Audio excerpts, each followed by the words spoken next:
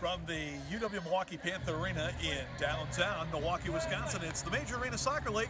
Tonight, the Milwaukee Wave hosting the Florida Tropics.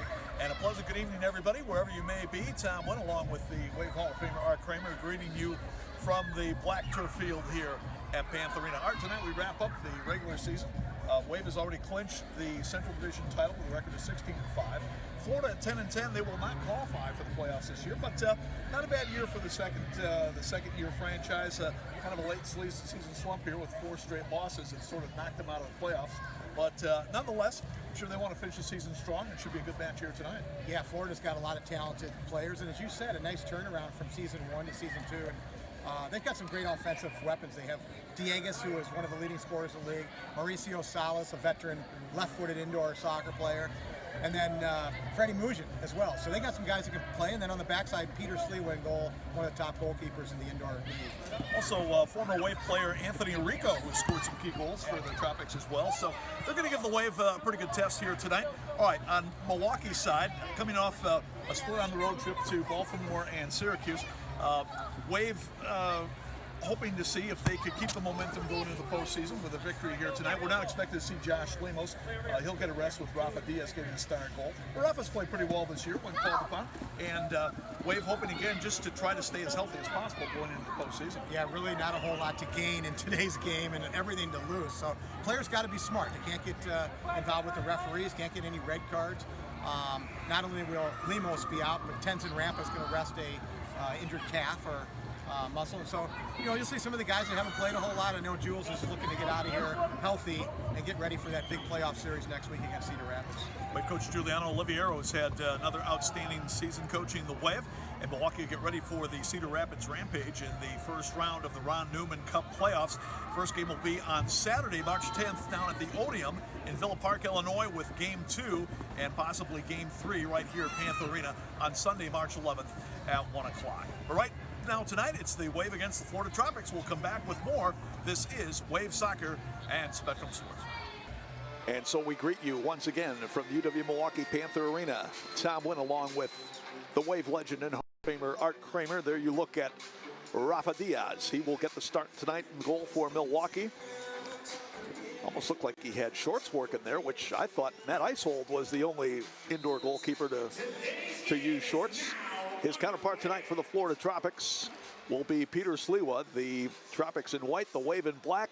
Here we go, and wherever you may be tuned in the city of Milwaukee, Milwaukee County, the state of Wisconsin, the United States of America, the North American continent, in Singapore, the planet Earth, the International Space Station, or worlds beyond. Welcome, one and all. Tom Wynn and Art Kramer with you. Wave in black going left to right. And here we go, Art, in the 2017-18 MASL regular season finale for the Milwaukee Wave. Singapore, huh? You threw that one in there. We have a fan in Singapore tuning in tonight. I was hoping you were going to just say Lakeland, Florida, man. How about anywhere in Florida? So the Wave meets up with the Florida Tropics for the first time over the past 2 seasons since Florida came in the league. Just spoke to my older sister Lynn on the way over here, and she's relocated to Florida. So she told me it was a balmy 75, 80 degrees, and I'm extremely envious. So welcome, Florida, and welcome to the people listening in Florida. Absolutely.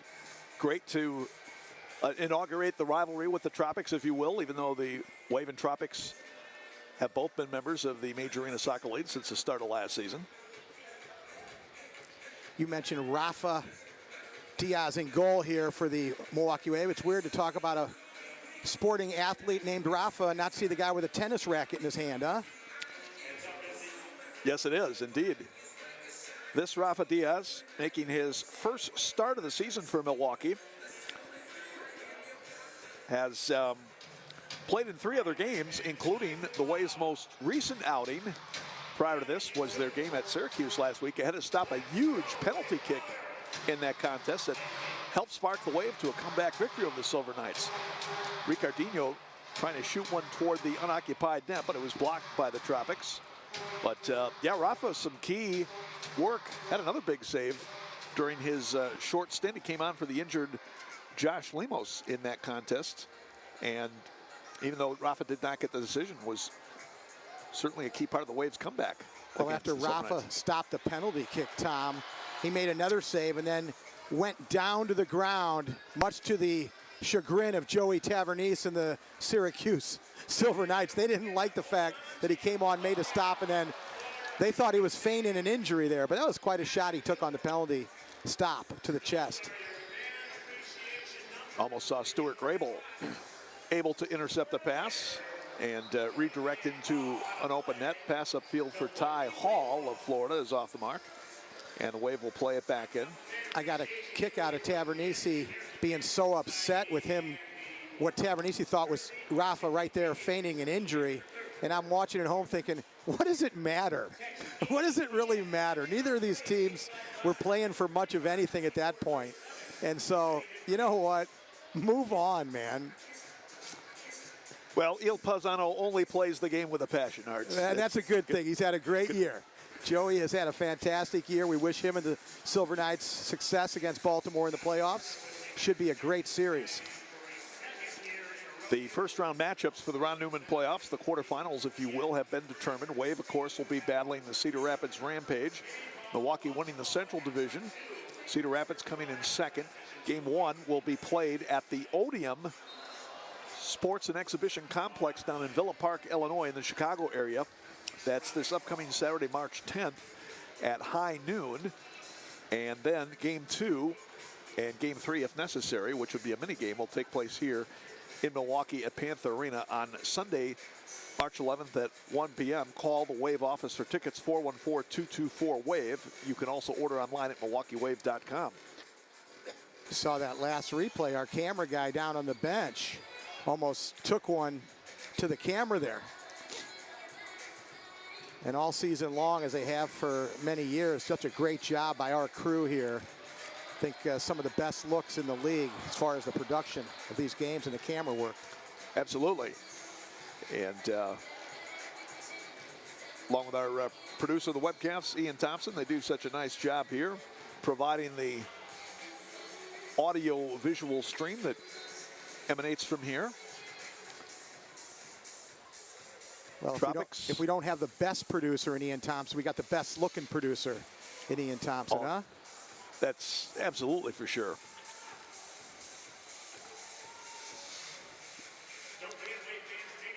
And yes, ladies, he is still very eligible, in case you're wondering. Ian's only downside is he's a big Seattle Seahawks fan, which a guy who originated from Wisconsin, that's still kind of hard to believe, but we don't hold that against him too much. Yeah, he's relocated nicely, though. Got a nice pad right downtown. I drove him home on New Year's Eve prior to him going out. Surprised he's still an eligible bachelor after that night. Rafa getting some pressure, plays it up ahead. Hey, how about our buddy Kyle Lance finding his way back in the lineup here tonight, number 8 for the Wave. One of the Franklin boys that normally sits up here. It's been quite a while since Kyle's been on the pitch. Check it out one more time.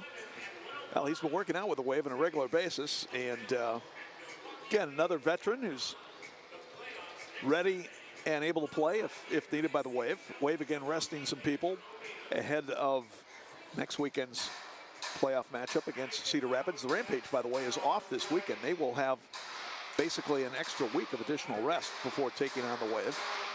And again, they will not be able to play at their normal home venue, the U.S. Cellular Center in Cedar Rapids, because that facility will be hosting the NCAA Division II Wrestling Championships. So they'll be taking the show on the road to play the Wave at the Odeum this upcoming Saturday, high noon from Villa Park, Illinois. Takeaway, Chino trying to center on the play for Bennett, and the ball redirected toward the net, but was cleared out of there. I think it might have been, was that Victor Pereira who got a foot on that to save a goal, an own goal from one of his other teammates.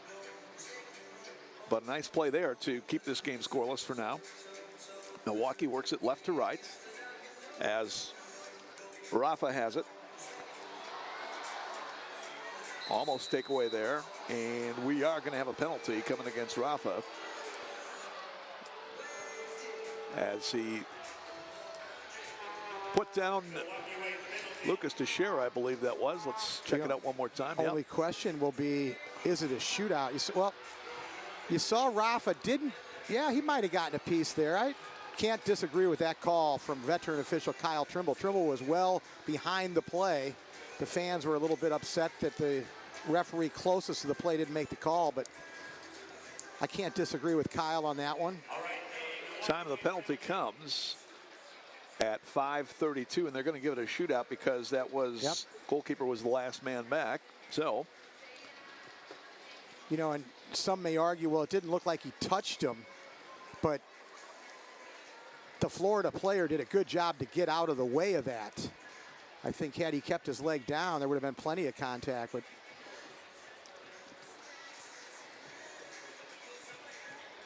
so shootout coming, and it looks like Freddie Mugen is going to do the honors. As you see Max Ferdinand in the box serving the penalty. Having a little discussion there with the officials in the box. Now, the shootout will come from the attacking line. All the rest of the players, except the defending goalkeeper, of course, will be back at midfield. And then when the whistle blows,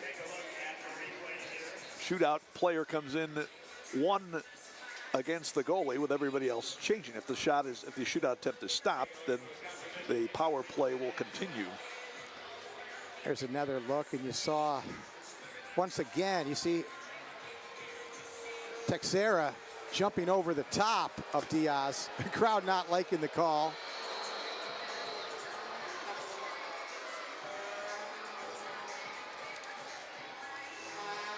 Once again, Tom, Rafa never gets the ball there. He comes sliding out.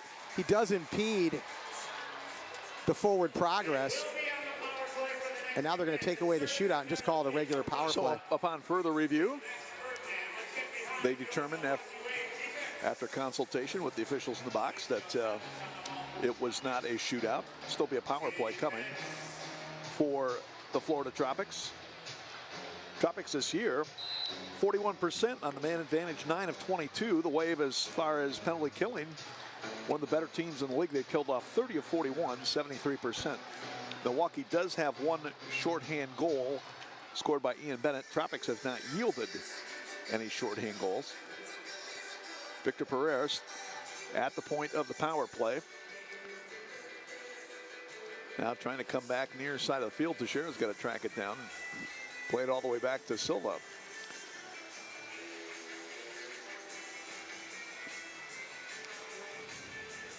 Ricardinho, Ian Bennett, Stuart Grable, and let's see who else. Looks like Marcio Leite, the penalty killers from Milwaukee. Salas tries to tap it near side, and a shot by Mugen turned away by Rafa Diaz. Again, Ferdinand serving the penalty for Diaz, so Rafa's still out there. Good save there by Rafa. So we take a look at our Wisconsin Vision instant replay.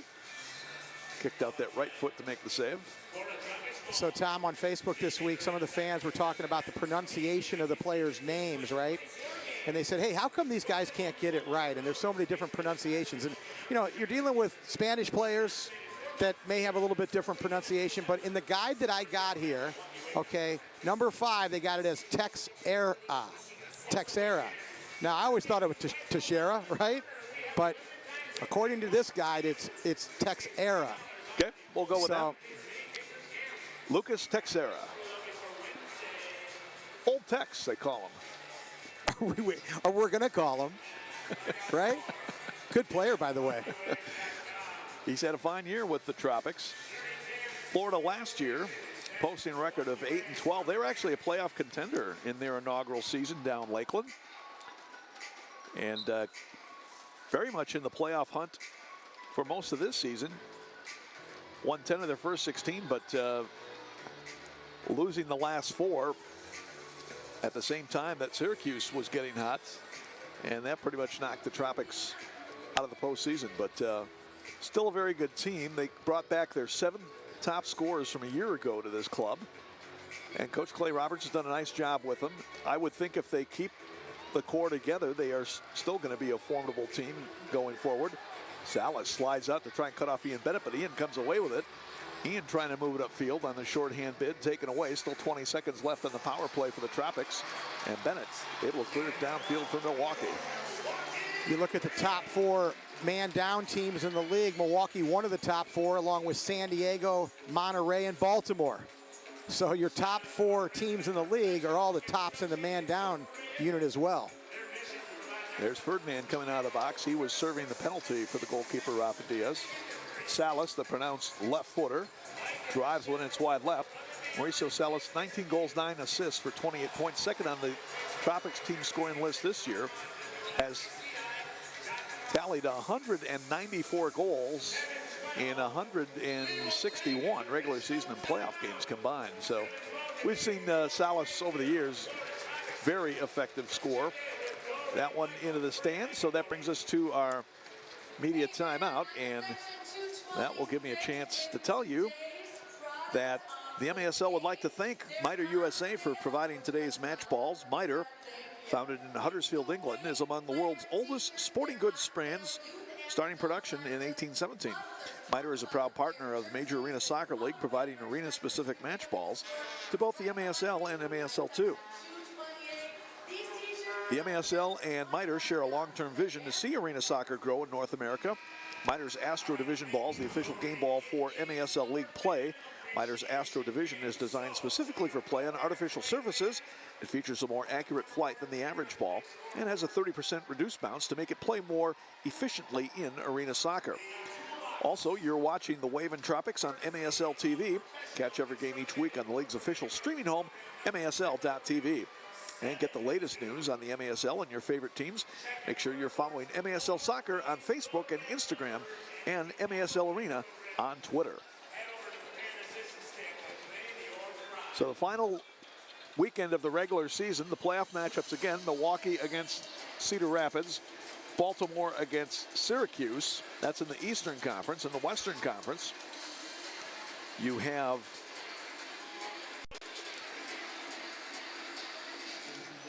the Monterey Flash taking on Soles de Sonora, and the San Diego Sockers against the Tacoma Stars. There's a look at Wave assistant coach Marcello Fontana,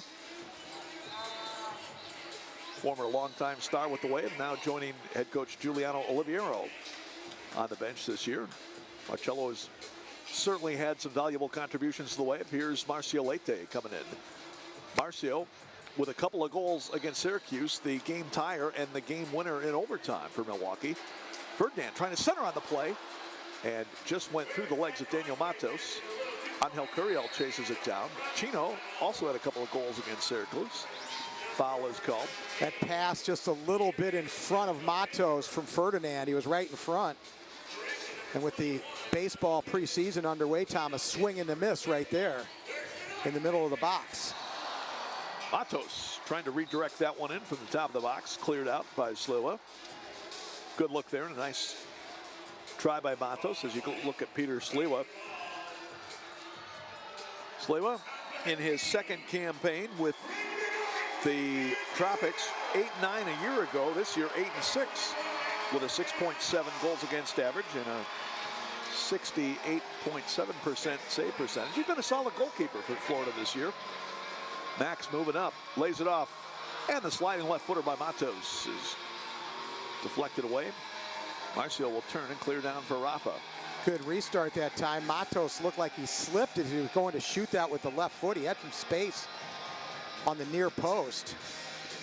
And the Wave has run that play effectively so far this year. They double stack the right side, Tom, with two lefties, and then the first player acts as a decoy and gets that back defender to bite.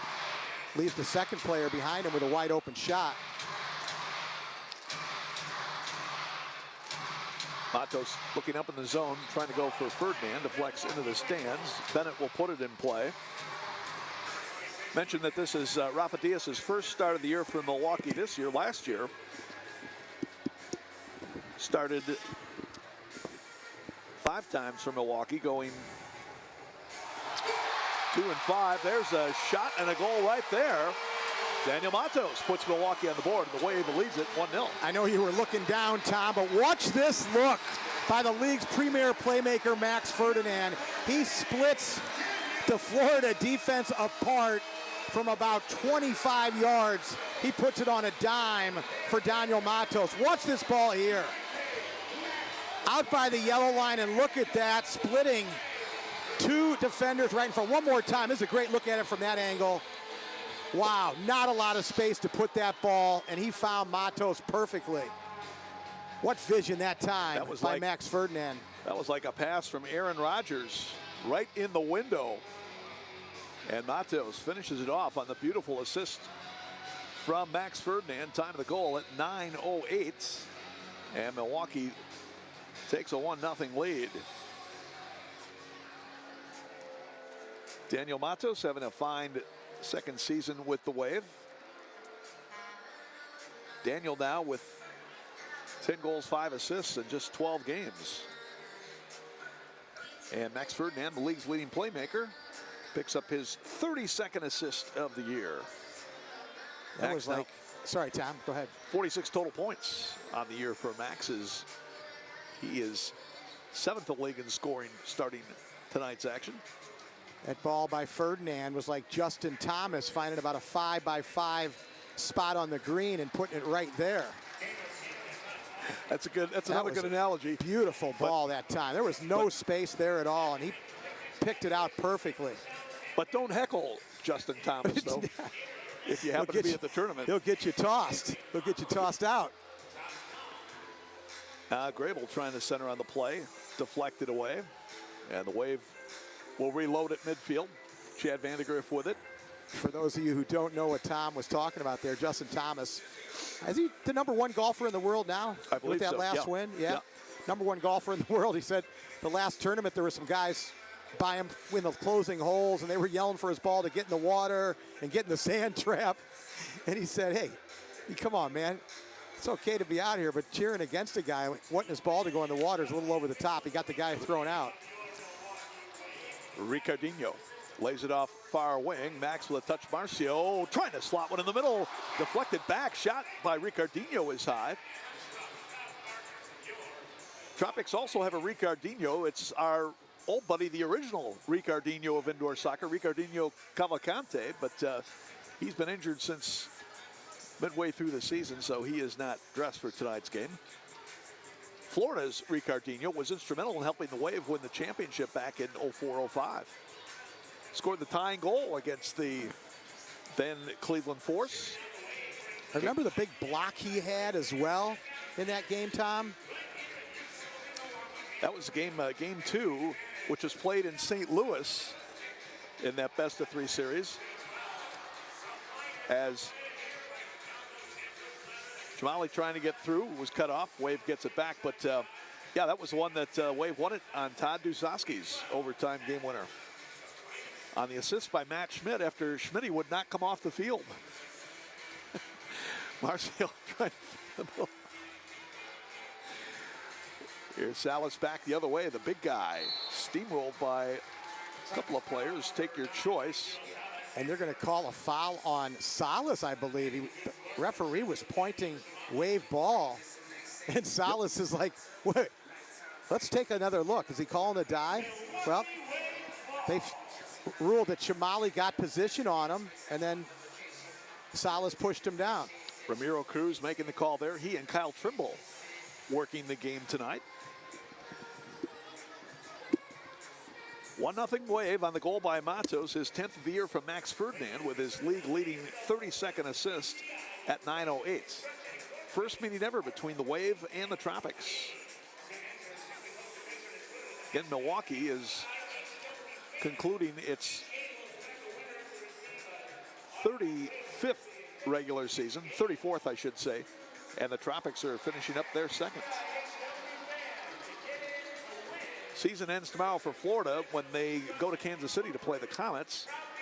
Wave, of course, will continue in the playoffs beginning Saturday, March 10th at noon at the Odeum in Villa Park, Illinois against the Cedar Rapids Rampage. And then game 2 right back here at the Panther Arena, 1 o'clock Sunday, March 11th. So it's back-to-back days against the Rampage in the best-of-3 divisional finals quarterfinals of the Ron Newman Cup playoffs. Call the Wave office for tickets, 414-224-WAVE. You can also order online at MilwaukeeWave.com. Let's check out our Wisconsin Vision instant replay on that long shot Rafa was able to turn away. Flings one out, sidearm out to midfield. Gets volleyed around a bit.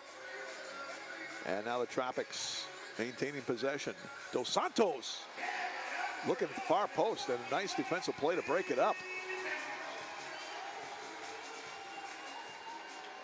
Mujin lays it back. Shot, save, Rafa! Oh, and Rafa again with a State Farm Insurance save of the game here in the first half. That ball was right in the lower corner. And watch again. Rafa stretching out. The ball might have hit the post and then come back off the left hand of Rafa. Lucky it didn't bound in behind him off his left hand. A great stop nonetheless.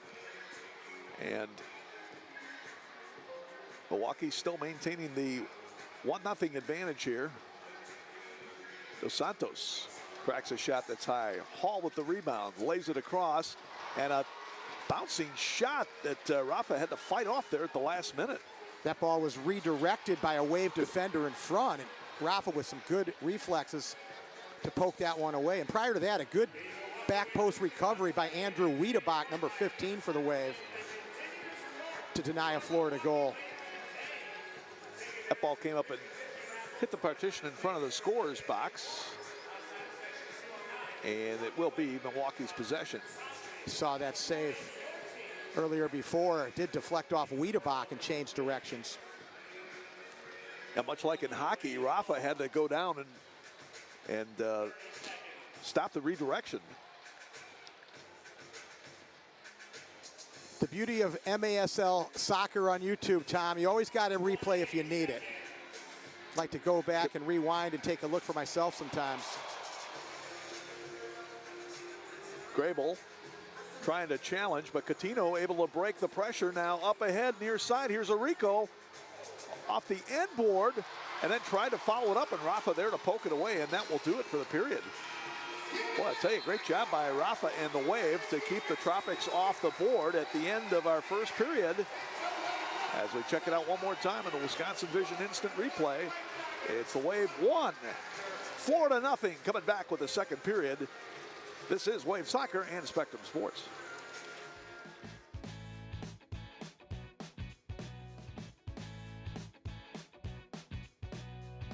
Arena has experience in some of the biggest events in the country, and we're able to bring that same expertise to local events.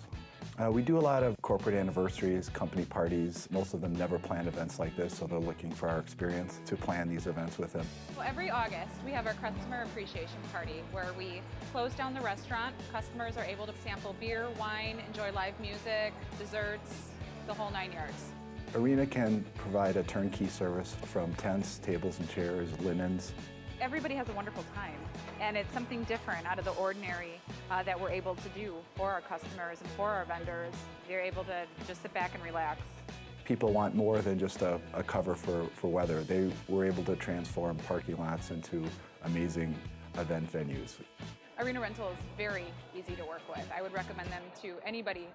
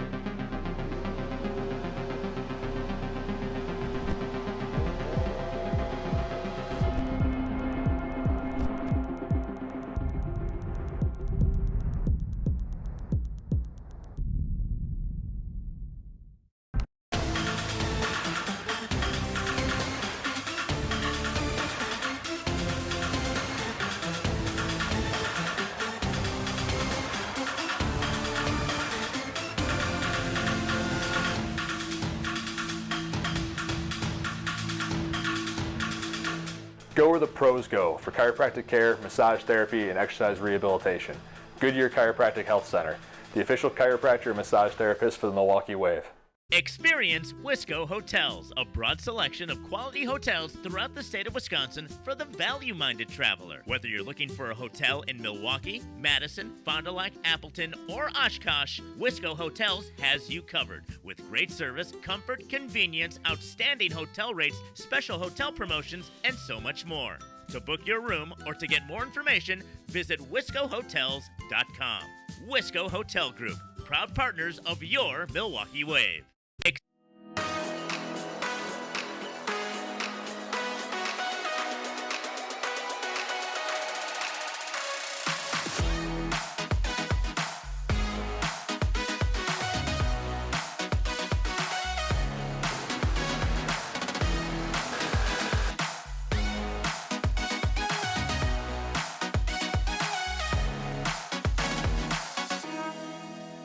For all your construction needs. Here we go with the start of the second period from Milwaukee Panther Arena in downtown Milwaukee, Wisconsin. Tom Wynn along with the Wave Hall of Famer Art Kramer. Wave in the black, they move it right to left. Milwaukee with a 1-0 lead after one. The only goal courtesy of Daniel Matos, scoring his 10th of the year from Max Ferdinand at 9:08. It was Max's league leading 32nd assists of the season. Max looking for his second straight playmaking title.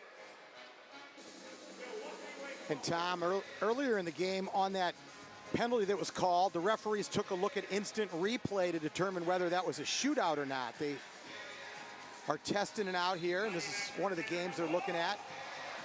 Oh, nice pass across backs to Ian Bennett, and Ian off target there. Usually that's money in the bank for Ian, but could not get that one lined up. He fires this one in, and Sliwa there to make the save. That all started after the foul to Old Tex, Lucas Texera. That one sails up the stands, top the arc restart coming from Milwaukee. Nice crowd here tonight for the Waves regular season finale. And hopefully a lot of fans going to be back for Milwaukee's home playoff opener, which is Sunday, March 11th, 1 o'clock right here. Max moving up. He will step over. Marcio will touch it, get it back. And I'm not sure that play worked the way they were hoping. A lot of overpassing there. Shot in. Marcio gets it back. Matos shot and a goal! And Daniel Matos has the first two tonight. Milwaukee leads at 2-0. Matos finding a lot of space already through the first quarter and then some on that right side. And he's able to finish one that time.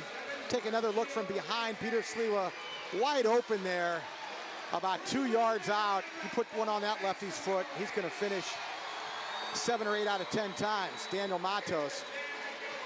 Matos, who started his college career at Penn State, but then finished up at West Florida. 2 goals tonight, 11 on the year. Marcio Leite will get the assists. Marcio, who is going to finish as the Waves' 3rd leading scorer this year, picks up his 20th assists, also has 19 goals for 39 points. And the Wave up to the 2-0 advantage. Takeaway here. Chino running 2-on-2 with Isaac Pereira. Pass to Pereira! Shots off the post. Meanwhile, we have a couple players down from that collision in the back. Marcio and Ty Hall. And Marcio rubbing his right knee, right shin. Same for Ty Hall. Hopefully those guys are going to be okay. Yeah, they probably just bang knees there, Tom. And that's what you hope.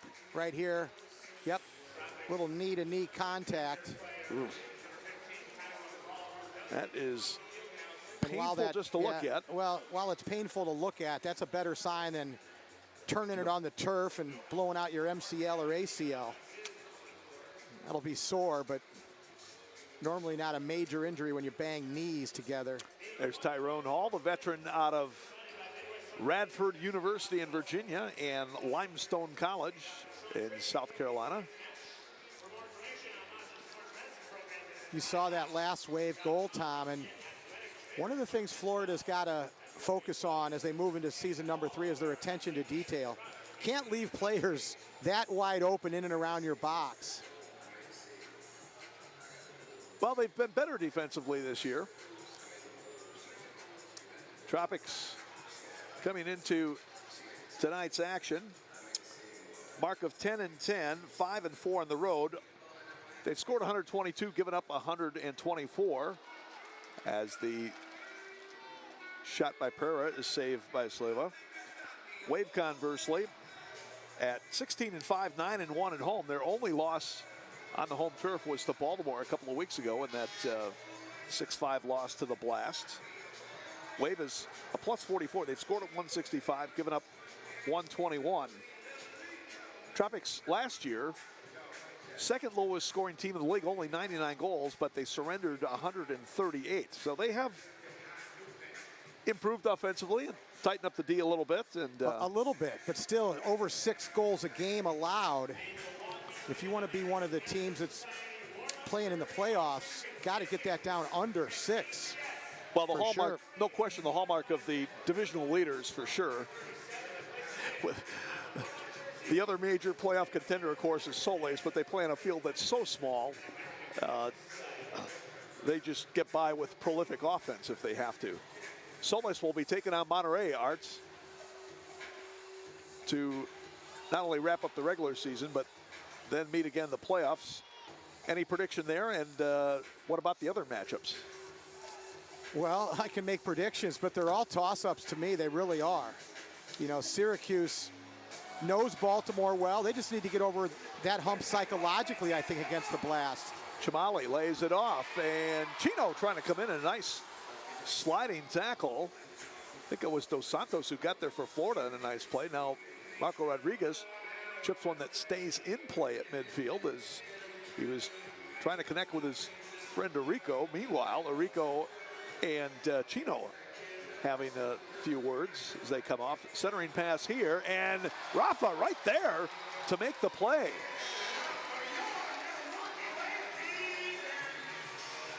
Rafa again coming up with a big play for Milwaukee. He's looked very sharp in the nets. I think one thing you can say, if for some reason Josh Lemos is injured, unable to play in the playoffs, or if he got hurt in the playoffs, well, he's got a very competent backup keeper here. Well, Raphael Schlemper, he should have shot first time when that ball came across. One thing you learn in indoor, ball comes across, drive it low and hard first time before that goalkeeper can set his feet. Schlemper that time took way too much time and allowed Rafa to come out and make the stop. Matos was trying to hook up with Chad Vandegrift, the play broken up. But again, getting back to Josh Lemos, who was scheduled for a rest tonight. Josh still trying to recover from that right shoulder injury suffered in Syracuse. And we'll know more about his status going forward. But obviously, the Wave is counting on a healthy and vibrant Josh Lemos if they're going to have a good playoff run. No question about that. But if they have to play Rafa, he certainly can do the job. Looks like Florida might get caught with too many men on the field here. Freddie Mugen, their captain, doesn't agree. You saw the referees telling Freddie, hey, move back to the bench. And that was tough to tell. It didn't look to me like they had the extra man on the field. But once again, the whistle comes from the third official or fourth official in the box, and referees on the field kind of got their hands tied. If the third official's telling you it's too many, what are you going to do? Tyrone Hall will go to the box to serve the penalty as the Tropics get called for having too many men on the field at 4:27 of the second period. So Milwaukee goes on its first power play of the night. We'll have to ask Ryan Sigich, who's in attendance, the head of the referees in the Major Arena Soccer League, if that's something that could be reviewed upon video review.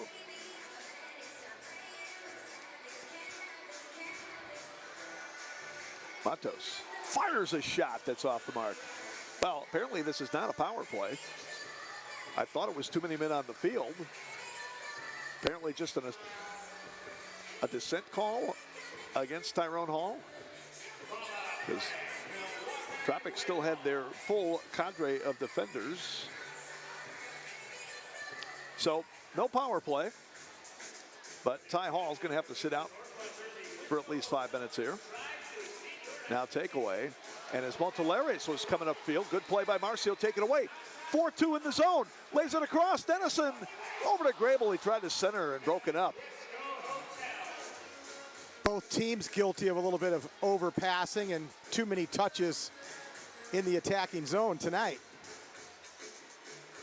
You know, getting back to that Baltimore-Syracuse series that's upcoming, Tom, you know, Syracuse really outplayed the Blast the last time in Baltimore. They lost in overtime, but probably should have won that game. And I think the one thing about Syracuse is they're very familiar with the Blast. They understand that new building, the smaller building, and what it may take to win. Now, I'm not saying they're going to win the series, but they certainly are playing well right now and have a good shot, should they get game one, headed back to Baltimore. Series opens up in Syracuse Thursday night. Solis and Monterey will open up in Hermosillo on Thursday night. Foul going to be called on Dos Santos right there, or Guilherme as he's known as. Another series there, Monterey and Solis. You know, Solis, the last time out at home, was able to knock off Monterey, so certainly psychologically they got to believe that they got a shot. And then Cedar Rapids, Ante Chope has got that team playing very, very well right now. There's nobody outworking Cedar Rapids in this league. And with Kid Dynamite, Gordy Gerson leading the charge there, they're going to be a tough, tough out in the first round for the Wave. Wave is going to have their hands full with the Rampage, no question about it. I think the only series that you would say would be a heavy favorite to win would be San Diego over Tacoma. But even there, you've got a couple former soccer players, and Nick Pereira and Evan McNeely. You got Danny Waltman in goal. And so, you know, these guys are playoff tested as well. Soccer's looking pretty good, though. Yes, they are. They have been a juggernaut in the last month or so of the season. 18-3 going into their season finale tonight against the El Paso Coyotes. And speaking of non-playoff teams, Coyotes trying to see if they can finish with a winning record after going 0-20 last year. So that would be quite an accomplishment for them. While they've already clinched no worse than a 500 record by defeating the lowly Turlock Express last night 6-5 to go to 11-10. You always hear the saying in sports, Tom, or you often hear the saying in sports that defense wins championships for you, right? But I always said, no, you know, you got to have a good defense, you've got to have a good offense, and you got to be good in specialty situations. In San Diego, what's been very impressive has been their special teams. They lead the league in man down percentage. Their restarts are very good. They're very organized in the specialty areas. You know, playing good defense alone is not going to win you a championship. You got to be efficient in all three areas. Time for our media timeouts. And we'll keep it right here with the Wave leading it 2-0. Good rush upfield that time by Chino on the previous possession to try and create something. But you do make a good point, Art. You've got to really have a good combination of both. I think that's true in all sports. Being defensive oriented will help you through, more so through the regular season. But when you get to the postseason, you got to be able to score in key situations, no matter what sport you're playing in. You have to have guys, you have to have teams that can produce when the games are on the line, and it becomes much more challenging, of course, in the postseason to do so. You looked at Ontario the other night playing San Diego, a game that Ontario had to win to keep their playoff hopes alive against Tacoma. And San Diego really won that game because of the special team situation. Ontario had a power play early in the game, couldn't crack them. They gave up a restart goal a little bit later on, San Diego from the top of the arc, and those goals, getting it to be a +2 or +3 on specialty situations, those are going to win you a lot of games. So the Sockers are going to be, no doubt, one of the favorites going forward. They have to go through the West. If they get past Tacoma, they play the winner of Solis and Monterey. That one gamer would be in Monterey if Monterey prevails, but if Solis beats Monterey, then they've got to go up to San Diego. And I would certainly give the edge to the Sockers on their home field if it comes down to that. We saw that penalty to Tyrone Hall a little bit earlier, Tom, and according to Matt O'Brien, who's watching online and on the chat board, Tyrone, who was injured, did not wait for the guaranteed substitution, and so that's why he was issued the 5-minute penalty. You got to wait till there's a ball over the wall for a guaranteed sub before you can come back on the field. Yeah. So I'll send you some of my paycheck for this game, Matty. Yeah, good observation Good there. observation, absolutely. Well, we have some of the most astute fans in all of professional sports, so not surprising that one of our fans would pick that up, and we certainly appreciate the contributions. You did say astute, right? Astute. Okay. Yes. Wanted to make sure I heard you correctly there.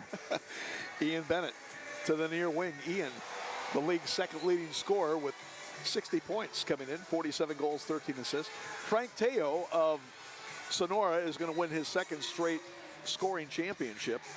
76 points with 1 game left to go.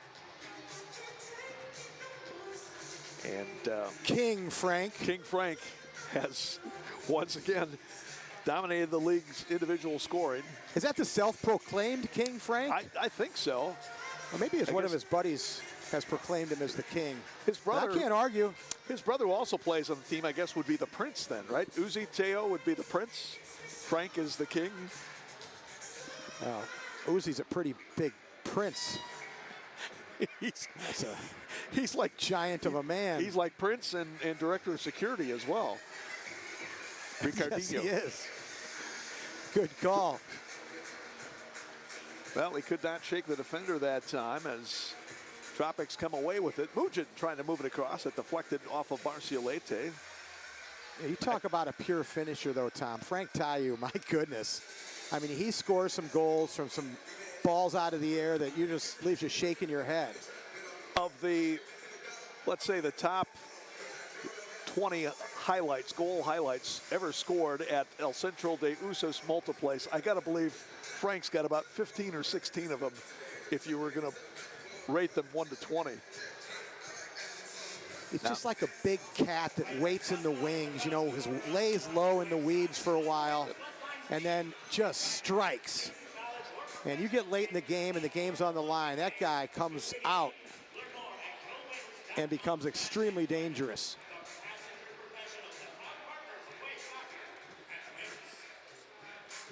Grable, nice job to push it up near wing. Chamale trying to come forward. And now here's Max Ferdinand trying to outrace the grappling Montelares.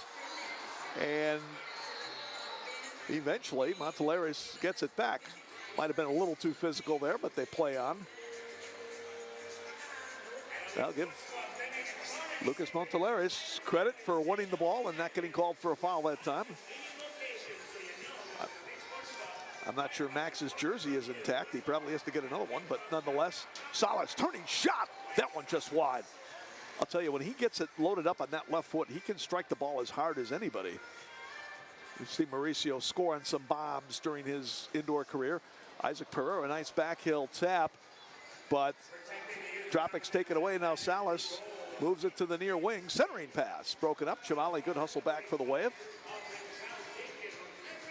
Back to the live action.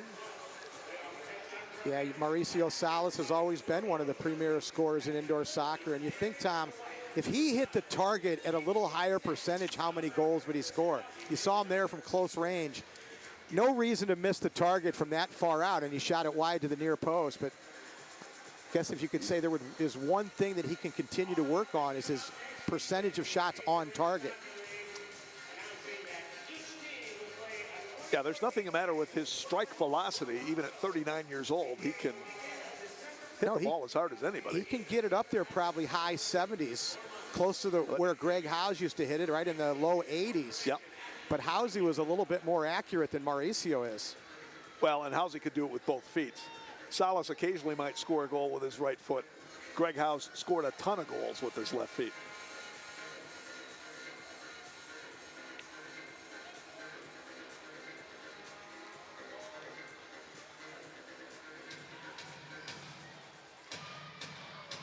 '25, Andrew Wiedebach. Andrew, the former UW-Milwaukee star out of Mequon, Wisconsin, Homestead High School, getting a chance to get back in the lineup tonight after having played earlier game this year. Bennett turning shot. And Sliwa there to make the save. 2 minutes ago in the first half, still only 2 goals scored, both by Daniel Matos of the Wave. The action of the game would certainly indicate a lot more goal-scoring chances than what we've had. But the clinical finishing has not been there for either side. And the goalkeeping's been pretty good too. Both keepers have made some big saves, especially Rafa Diaz from Milwaukee.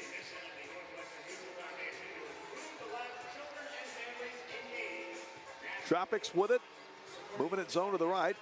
Milwaukee breaks it up. And now Matos will play it back for Van de Griff. Over to Marcio Leite.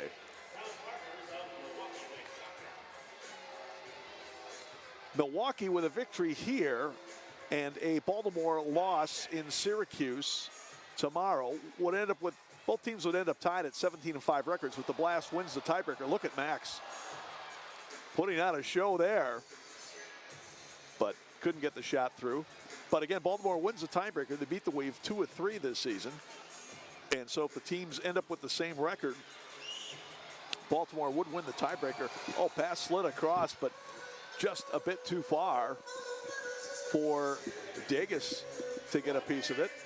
Ricardo Diegues, who leads the Tropics in scoring 42 points, and he's been on a roll as of late. 6 goals in the last 2 games. But talk about Florida's last loss that knocked them out of the playoffs. They had Baltimore down 7-5 through 3 quarters. They had just outscored the Blast 4-0 in the 3rd quarter and elected to drop back in the 4th and gave up 2 goals to the Blast to tie and send them to overtime. Ricardinho with a shot that's turned away. So Tropics able to withstand a 3-2 advantage for Milwaukee. Now Diegues taps it back for Pereiras. Interesting that Diegues and Pereiras were college teammates at the University of Texas Brownsville briefly, a few years back. Centering pass, Chino gets it back and the shot is blocked in the middle. And then he chips one in just before the buzzer. Oh, Angel, what a play there. Milwaukee leads 3-0. Talk about a reload. Well, yeah, with 1.1 second left in the half, Chino, after a swing and a miss, look at this one right there, swing and a miss by Chino on the first one, and then hits a bouncing volley that gets by Sliwa, and with 1.1, look at this again, Tom. Couldn't have done that if he tried, if he had 100 chances. He swung and he missed, and the ball came right back to him, and then was able to corral the rebound on the volley. Well, Chino's been on a roll as of late, too. He had a couple of goals against Syracuse, and he adds one here just 1.1 seconds before halftime for Angel Chino Curiel, his 10th of the year. Also has 4 assists for 14 points. That will be unassisted, and that will do it for the first half. So, big goal for the Wave just before halftime here. Too bad for Ricardinho, because if anyone ever deserved an assist on a goal, it's Ricardinho, who put one right on the platter for Chino, only to swing and miss, but then gobble up the rebound. So, 3-0 Wave, 2 goals by Daniel Matos and 1 for Chino Curiel. We'll be standing by for the halftime interview as Van McNeil will talk with Wave coach Giuliano Oliviero. And let's send it down to Van.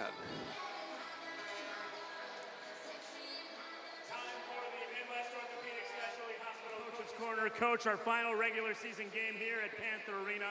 It's got to be something special as we're heading into the playoffs. You know what? We've had such great support from our fans this year. The players absolutely love you guys, and your support has meant a lot to us. And let's keep it going in the second half.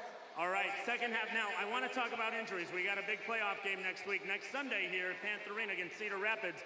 Lemos, Andre, a few players that are banged up. What's the status? Andre Hain I don't think he'll be back the rest of the season, but Lemos, we feel really good about Guillermo Vega. We feel really good about Jonathan Santos.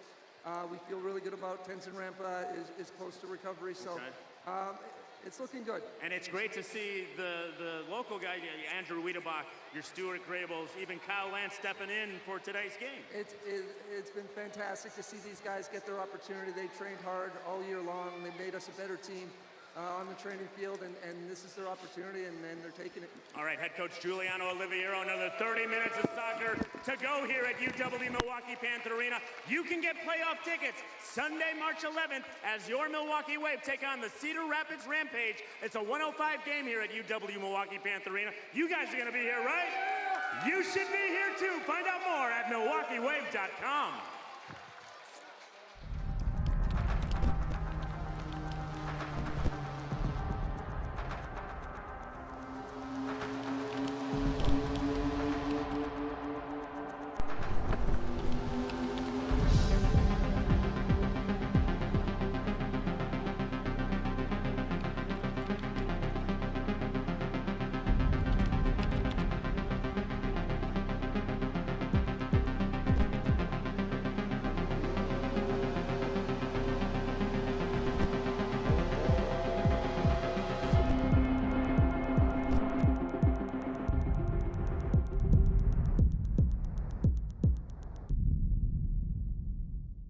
Experience Wisco Hotels, a broad selection of quality hotels throughout the state of Wisconsin for the value-minded traveler. Whether you're looking for a hotel in Milwaukee, Madison, Fond du Lac, Appleton, or Oshkosh, Wisco Hotels has you covered with great service, comfort, convenience, outstanding hotel rates, special hotel promotions, and so much more. To book your room or to get more information, visit wiscohotels.com. Wisco Hotel Group, proud partners of your Milwaukee Wave. The Milwaukee Wave presents the State Farm Save of the Game. In the Wave's home opener against Cedar Rapids, goalkeeper Josh Lemos showed no signs of a sophomore slump as he came up big time after Rampage goalie Brett Petrusek came out of the box and attacked to no avail. Lemos had a save percentage of .462 on the night, along with 13 shots against and 7 goals against, and of course he's pumped up. The State Farm Save of the Game, brought to you by State Farm, here to help life go right. In New Berlin, contact Matt Teresi at 262-427-2227. You could be my love,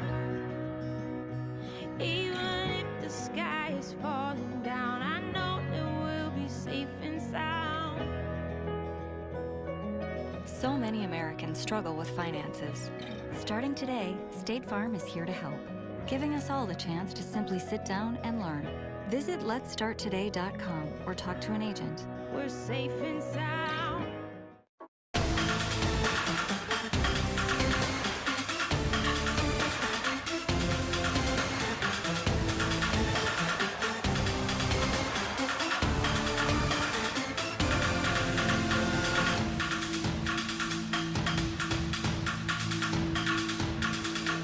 Go where the pros go for chiropractic care, massage therapy, and exercise rehabilitation. Goodyear Chiropractic Health Center, the official chiropractor and massage therapist for the Milwaukee Wave.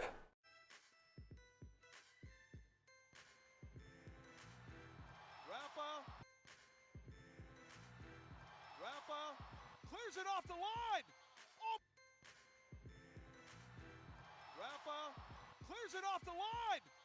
Attacker, so put myself in the right spot, and I've been working on saving balls off the line, so it paid off. Oh, there he goes. The ice.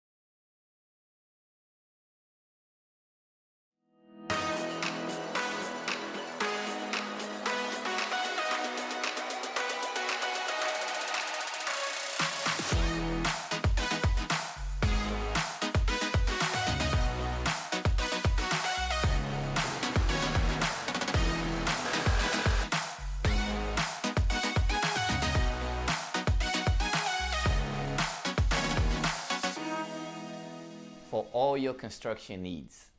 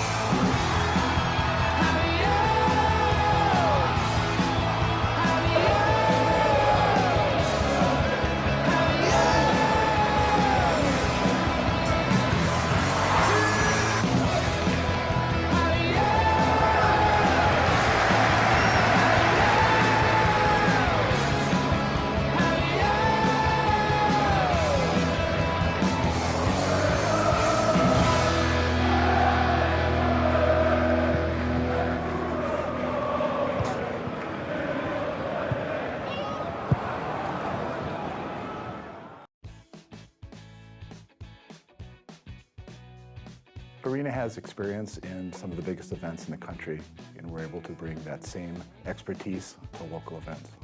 We do a lot of corporate anniversaries, company parties. Most of them never plan events like this, so they're looking for our experience to plan these events with them. So every August, we have our customer appreciation party where we close down the restaurant. Customers are able to sample beer, wine, enjoy live music, desserts, the whole 9 yards.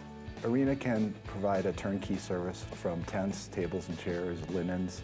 Everybody has a wonderful time, and it's something different out of the ordinary that we're able to do for our customers and for our vendors.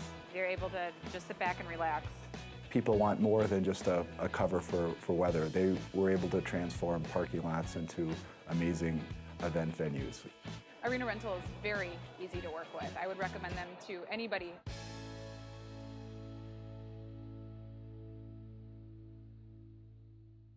For just a moment, think about your life without electricity. No lights, no refrigerator, no computers. It's hard to imagine, isn't it? American Transmission Company helps to keep the lights on. ATC's electric transmission lines deliver electricity from where it's generated to where it's needed. We help provide people in Wisconsin with economical, reliable power for their everyday life.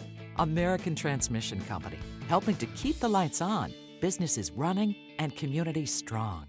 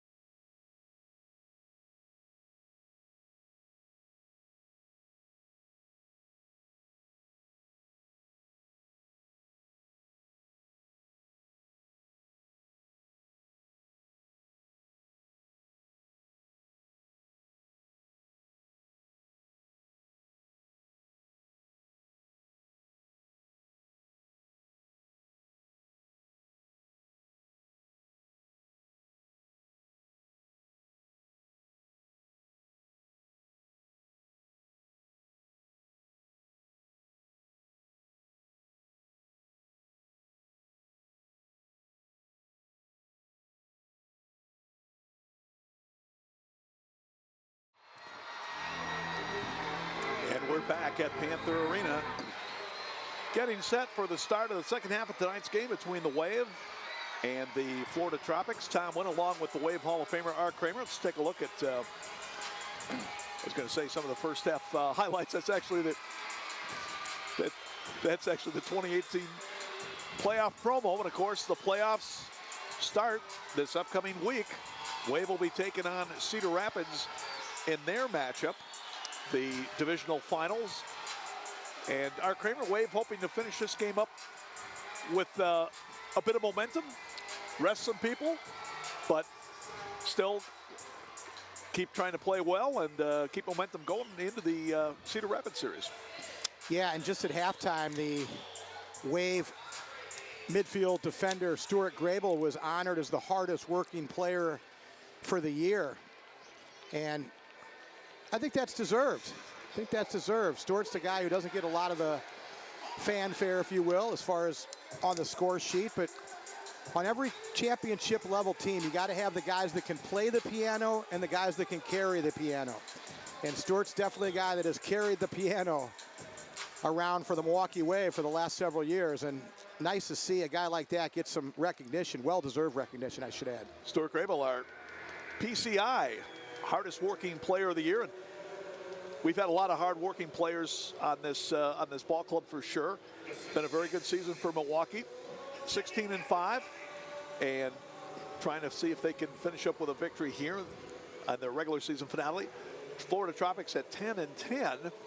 They will go to Kansas City tomorrow, and I'm sure for the Tropics, even though they're out of the playoff race, still would like to produce a 500 season this year. That would be a notable achievement. Coach Clay Roberts and his team, I think, would definitely like to get at least one victory this weekend. So I don't see the Tropics laying down either for the second half of this one or tomorrow night's game in Kansas City.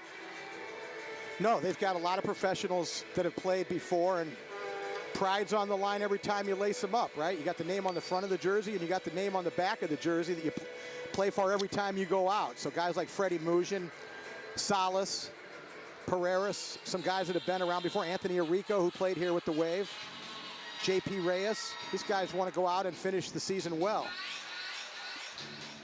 One other game in the MASL tonight, that'll be San Diego hosting El Paso. That one kicking off at 9 o'clock Central Time. And then 4 games to close out the slate tomorrow. They mentioned Florida will be in Kansas City. And 3 other contests on the final day of the regular season, as well as foul going to be called against the Wave. Tropics with the possession right now, wearing the white uniforms. They're going right to left as you look at it. Also tomorrow, you have Monterrey hosting Sonora in a preview of that playoff series at Arena Monterrey, and then Syracuse hosting Baltimore in a preview of that series at the On Center in Syracuse. Probably a couple of matchups there you would think be a little close to the vest. Not sure either team will want to show their full menu of what they've got in store for the postseason. I'm getting her a Josh Lemos t-shirt.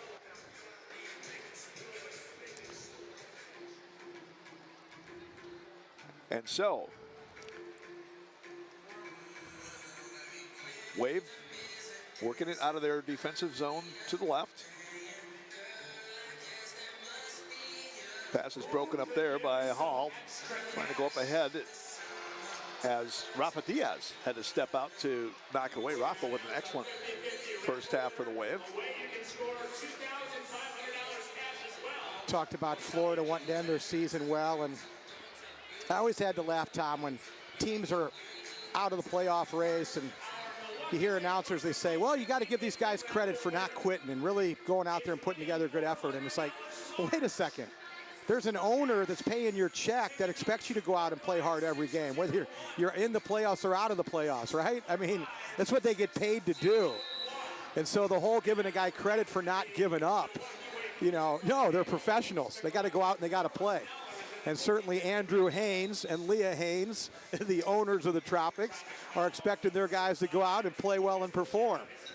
Not for just 20 games, but for 22 games. You saw in our Wisconsin Division instant replay, the foul there called against the Tropics. Daniel Matos with a pair of goals for Milwaukee. And then Angel Curiel with a goal in the literally final 1.1 second of the first half to account for the scoring. Rafa Diaz, though, has really had to make some great saves to keep Florida off the board. And we got to give Andrew and Leah Haynes a lot of credit for supporting the Major Arena Soccer League over the years. Very, very nice people. Yeah, they've got a pretty good organization down there in Lakeland, Florida. Tropics play at the RP Funding Center. Now right down the middle, as Wiedebach couldn't quite control the pass there from Hans Dennison. Would have had a great chance to come in against the goalkeeper, Peter Slua.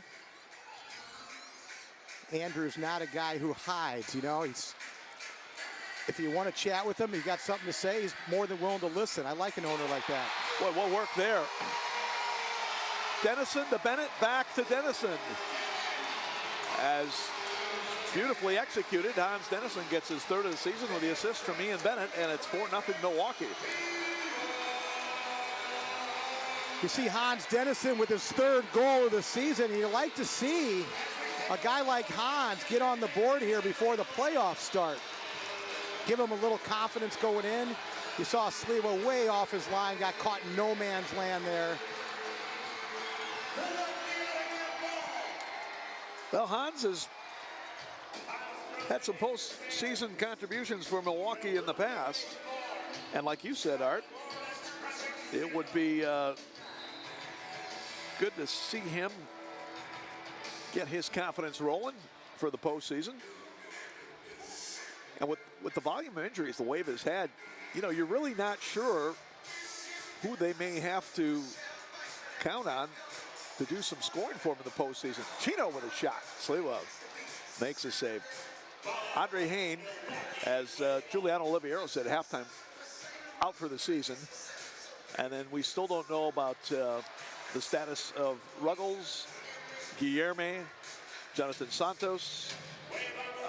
Giuliano was optimistic about those guys returning, but you know, we'll have to see exactly how they are going to be physically coming back. So Wade may need Hans Dennison to step up with some other guys.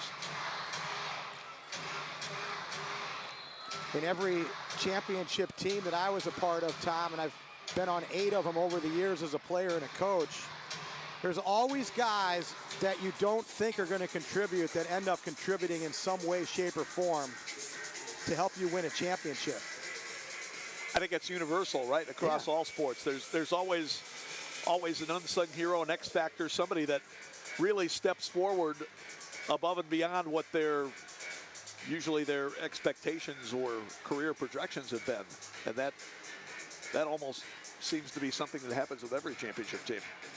Yeah, you need guys that you don't think are going to contribute, and then you need a little luck along the way too.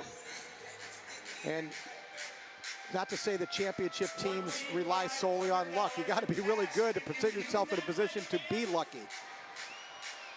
Chino finds Chad Vandergriff. Chad trying to work his way top of the area, and his shot is up in the stands. Ian Bennett, by the way, picked up his 14th assist of the year, 61 points total now on the goal by Hans Dennison.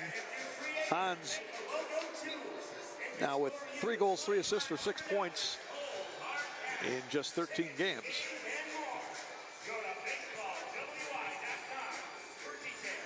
Vandergriff will head it back to Rafa Diaz. And I guess most importantly, if you're talking about injuries, again, what's the status for Josh Lemos? That will be a very key player for the Wave going forward. Vandergriff drives one in, it's deflected away. Coach Oliviero seemed optimistic, but we'll see. Hurt his right shoulder, which is his throwing shoulder, in the game against Syracuse last week. And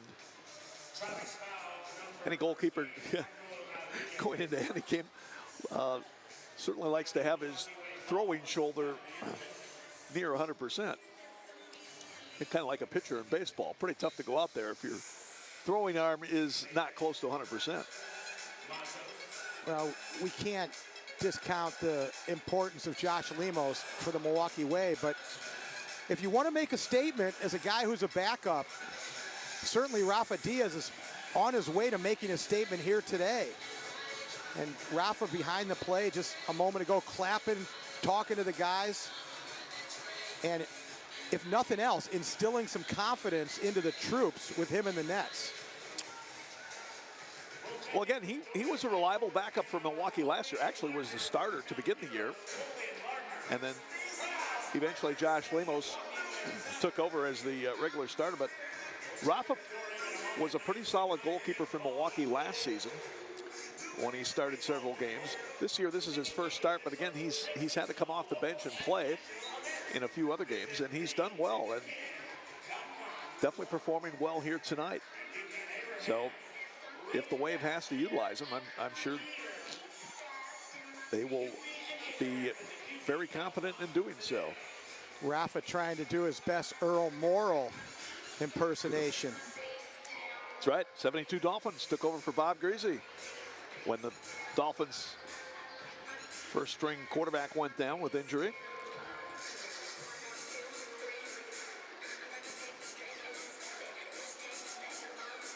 Correct me if I'm wrong, Tom, but didn't he lead that team almost all the way through and then Greasy came back towards the end? Came back in the playoffs, yep. Yep.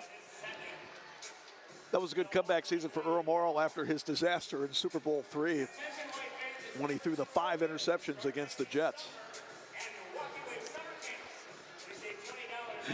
Good point by our producer, Ian Thompson. Said you can't forget about Nick Foles as well. So right there, the Philadelphia Eagles could show you that it doesn't always take your starter to go out and win championships for you.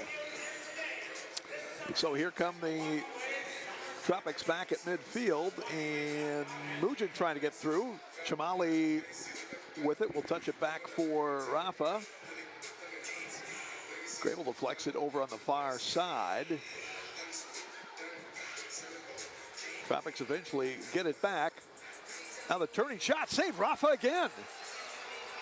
As he stopped Freddie Mujin. Came out, Bennett cut down the angle, made himself big. Bennett, Dennison, little chip, oh, just high as Sleva came out to try to challenge him. Hans got a little too cute that time. Probably should have tried to finish low and hard.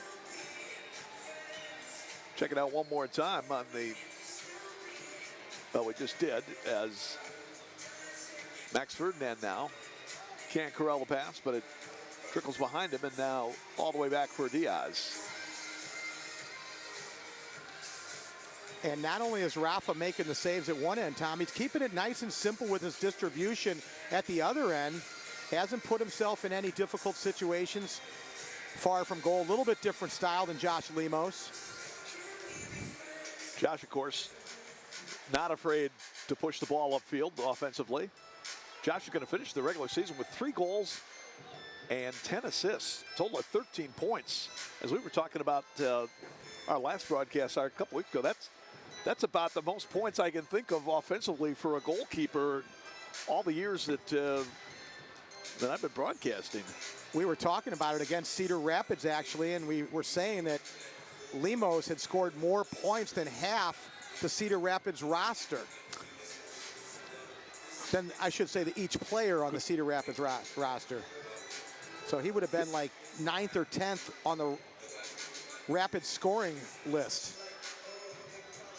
Well, I'll bet if you tallied it up for field players who have played at least half a season, I got to believe Josh is still going to end up in the top half of scorers in this league.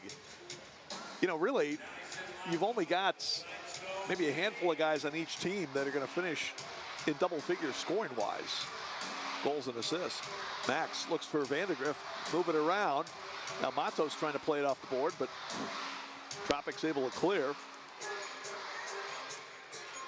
4-0 Wave. Hans Dennison with the only goal in this period. It came at 3:12 on the assist from Ian Bennett, who got his 14th assist, a career high 14th assist for Ian. Also has 47 goals for 61 points. So Ian still 3 points shy of his point total from last year when he finished with 64, which was second in the league. This year with 61, he's still second in the league, and unless Joey Tavernisi has a huge day for Syracuse, Ian will be number 2 again. Shot saved there, Sliwa, as he stopped Bennett a couple of times. Now, Peter Sliwa keeping the Tropics in this thing. Good defensive hustle there for Milwaukee to take it away from Freddie Mugin. And now Matos will play it back for Rafa. Tropics have definitely picked up the up-court pressure here in the third, but Wave has been able to maintain the possession fairly well. Florida's picked up their upfield pressure, but Rafa's making it look easy with a little ticky-tock. Now 4-3 for Milwaukee, as Pereira will crank one up, and Sliwa there to make the save.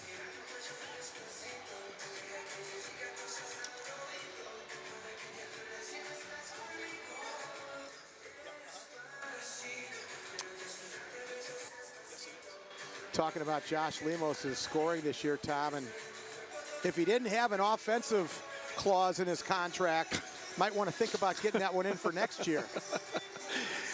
Could you imagine Steve Paxos, former owner of the Canton Invaders and commissioner of the NPSL, negotiating offensive totals with a goalkeeper? Yeah, Steve would tell him, you know, hey, just stay in your goal. Just stay in your goal. That's the clean version of what Commissioner Paxos and former Canton Invader owner would have told him. Ball into the bench, and this will bring us to the media timeout. Commissioner Paxos with his Papa Gyro restaurants in Canton, Ohio, still doing well. Yeah, I tell you what though, Tom, because they came on the scene back when the, what was it back in the first year? What was the league? The AISA, right? But it was Nick Paxos, Steve Paxos, Gus Trifolis, and Gus Paxos. George Trifolis, I should say. And you talk about some intense owners. The Paxos brothers were the definition of intensity. How did that song go among the Invaders? The 4 men I admire most, Klaus de Boer and the 3 Paxos. Yes. They intimidated us and scared us to a 31-9 record in an AISA championship the first year. We were afraid not to win the title. Oh, those were some great days in the early days of the AISA, and your team, Art, the Canton Invaders, won the first 2 titles and then lost the third year to Louisville, but you played the Louisville Thunder each of the first 3 seasons, right? That's correct, yep. So pretty good rivalry there, along with your future colleague, Coach Keith Tozer, who was the player coach for the Louisville Thunder. 31-9 the first year, 33-7 the second year for Canton. And you'd come off the field, and behind the bench, behind the glass, would be the 3 Greek owners just glaring at you if you had a bad shift. I tell you, they took care of you, though. They took care of you in Canton, Ohio. All right, back to the action. Tropics with it as they go right to left. And still trying to see if they can knock one past Rafa Diaz. Long shot there, turned away by Diaz.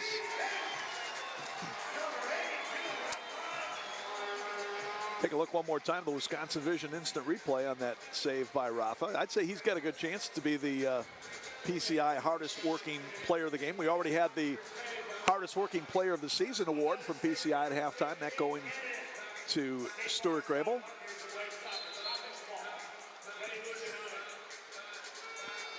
Take one more look from behind the goal.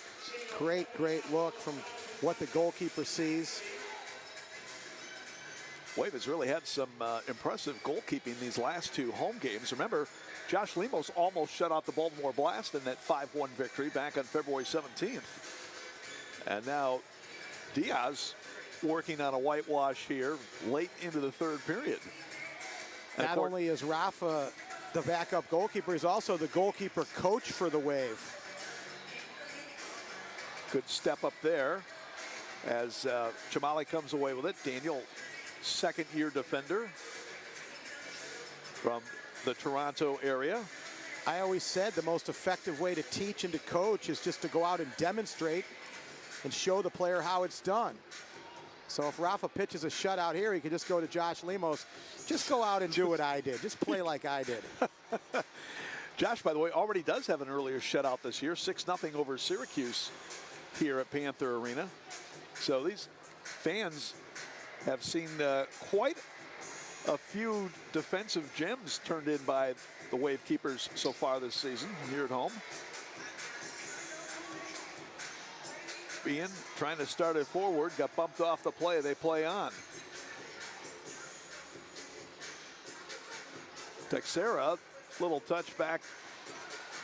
Teammate couldn't get there, so now Ricardinho will start it back.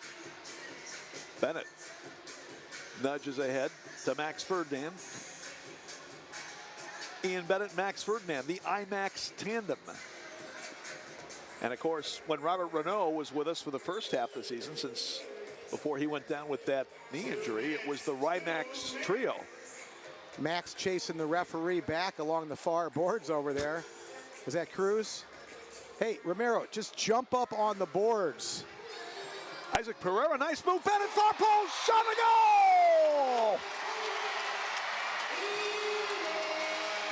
Well, Sliwa made the initial save, but Bennett was right there behind him for the rebound. And Ian's got his 48th of the season on the assist from Isaac Pereira. It's 5-0. Actually, that was Monteleres, the defender, who really kind of knocked it down and set it up for Ian. Take a look one more time. No, Sliwa did get a piece of it. And that redirected away from Montelera, who probably could have cleared it otherwise. Well, once again, if you're Montelera, though, Tom, you see that guy right there on your screen? He's got close to 50 goals. You might want to mark him in and around the goal. That time, Montelera's got caught ball watching, and Ian with one of the easier finishes all season. What numbers he got now, Tom? 48 goals. 48. How many of those 48 do you think come from that side of the pitch to the goalkeeper's right? It got to be 3/4 of them? I was going to say at least 2/3. Yeah. Yeah, if we had the shot chart, I'd have to agree, Art. So if you're coaching against a guy like that, you tell your defenders, take away that side. Make him come to this side of the field. And while you're probably not going to shut him down, you certainly can limit him a little bit. So Ian with 62 points total this year, 2 of them coming tonight. And Isaac Pereira, who got his first goal against Syracuse in the Waves' last outing in New York, comes up with the assist. That's his second assist, 3 points on the year for the Mexican rookie.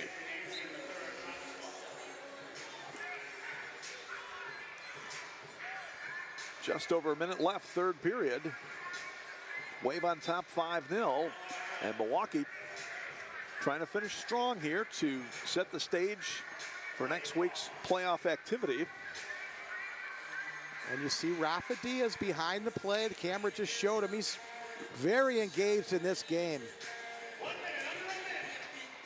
Well, like we said, Rafa was probably scheduled to play anyway, regardless of the physical status of Josh Lemos. But again, he may be called upon if Josh is not 100% heading into the playoffs. Playoffs begin Saturday, March 10th, down at the Odeum in Villa Park, Illinois. High noon on Saturday, March 10th. For game 1, game 2 will take place here at Panther Arena the following day, Sunday, March 11th at 1 o'clock. And here comes a penalty. Late challenge there. That was Drew Riedebach on a late challenge, trying to make the play there as he wiped out. Was that Texera? Let's take a look again. No, that looked like Anthony Arrico, possibly. Oh, Lucas Coutinho. He took Coutinho. You know, and so look at the part of the field that happened on, almost the exact spot that Rafa Diaz got called for a penalty earlier in the game in the first quarter. And on that play, Rafa didn't even touch the Florida player. But this time, Wiedebach definitely got all, and certainly a penalty warranted right there. So, Drew will go to the box, 2 minutes for tripping. And Florida goes on the power play now. Tropics trying to get on the board here late in the third period. Power play, of course, would carry over to the fourth if they don't score before the end of this frame. Mugin and Texera working it along the near board. Now they center for Pereiras. Salas and Diegas, the other members of the power play unit, they go all the way back to Sliva. Tropics, not bad percentage-wise in the power play this year. 41% coming in. They're 0 for 1 tonight as the horn sounds ending the third. So they'll have the man advantage for a minute 28 going to the fourth period. Ian Bennett, the leading scorer for the Milwaukee Wave, second leading scorer in the league with a goal and an assist in the third period. And the Wave on top 5-0. Arena has experience in some of the biggest events in the country, and we're able to bring that same expertise to local events.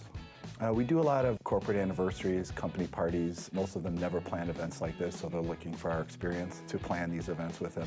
Well, every August, we have our customer appreciation party where we close down the restaurant. Customers are able to sample beer, wine, enjoy live music, desserts, the whole 9 yards. Arena can provide a turnkey service from tents, tables and chairs, linens. Everybody has a wonderful time, and it's something different out of the ordinary that we're able to do for our customers and for our vendors. They're able to just sit back and relax. People want more than just a cover for weather. They were able to transform parking lots into amazing event venues. Arena Rental is very easy to work with. I would recommend them to anybody.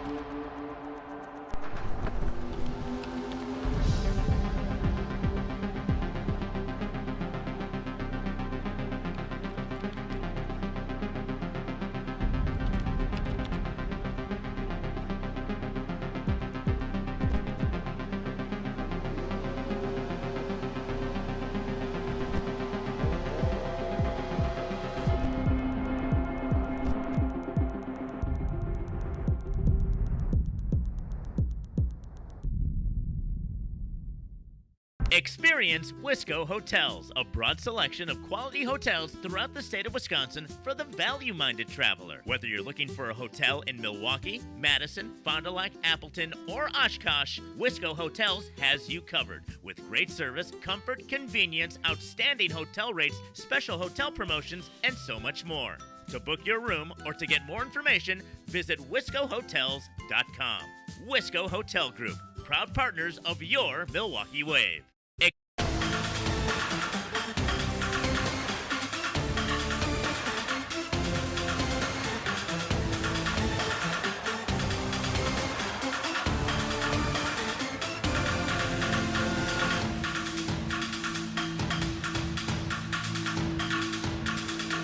Go where the pros go for chiropractic care, massage therapy, and exercise rehabilitation.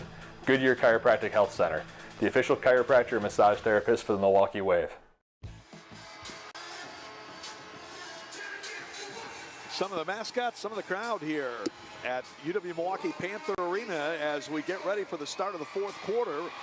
The Milwaukee Wave leading the Florida Tropics 5-0 in the final regular season game for the Milwaukee Wave. Florida will finish their regular season tomorrow in Kansas City. Superhero and Princess theme night tonight, Tom.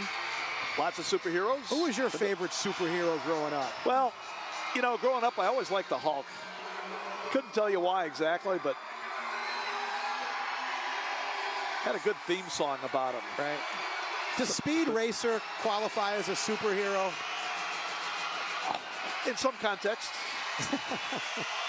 Then Racer X was my superhero. Racer X, yeah. The long-lost brother of Speed Racer. Racer X would category. I think he classified more as a super villain, probably more than superhero, but yes. Well, no, Racer X was actually the brother of Speed Racer that would come and rescue Speed and then just disappear before right. Speed would ever give a chance to.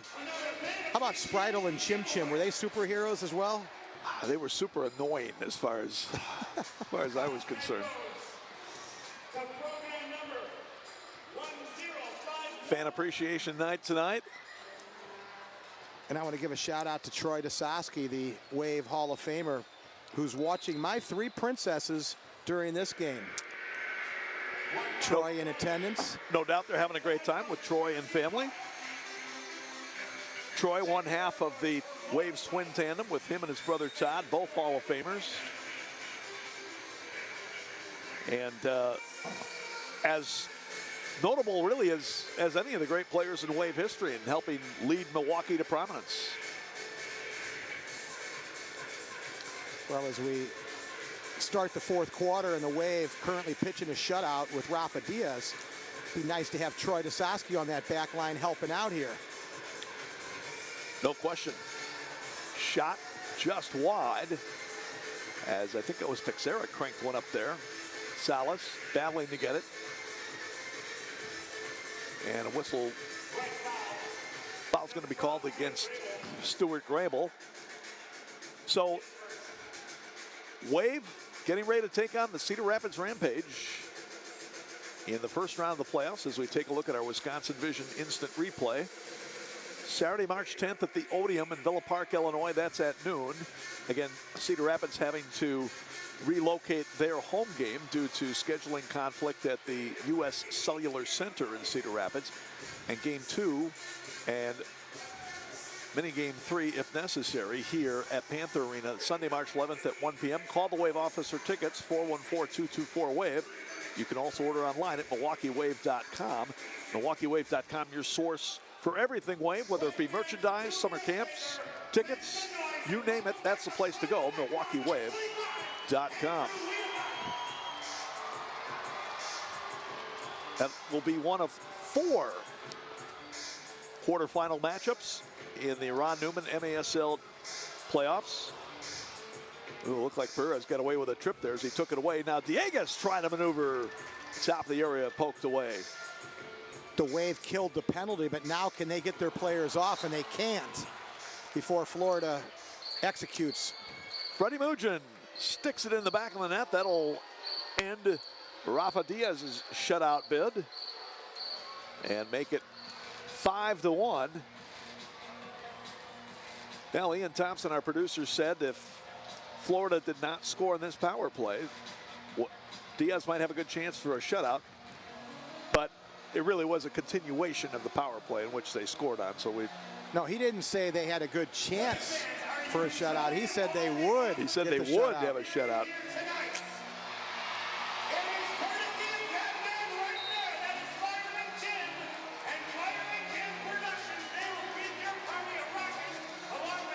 Time of the goal was at 1:53. Freddie Mugen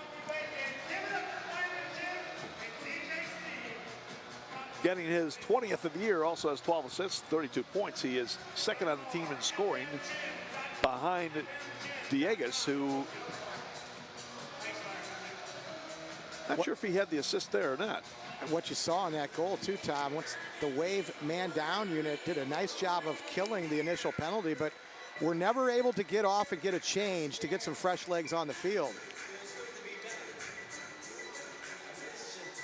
Tropics 1 for 2 on the power play tonight, 10 for 24 on the year, and Milwaukee now, which came in killing them at 73%, now has yielded 11 power play goals in 43 times shorthanded. So that Wave has still had a pretty good penalty killing unit. It's going to be a handball called against Ty Hall of the Tropics. But that was not a power play goal, correct? Yep. Correct. That was not. Just after it expired.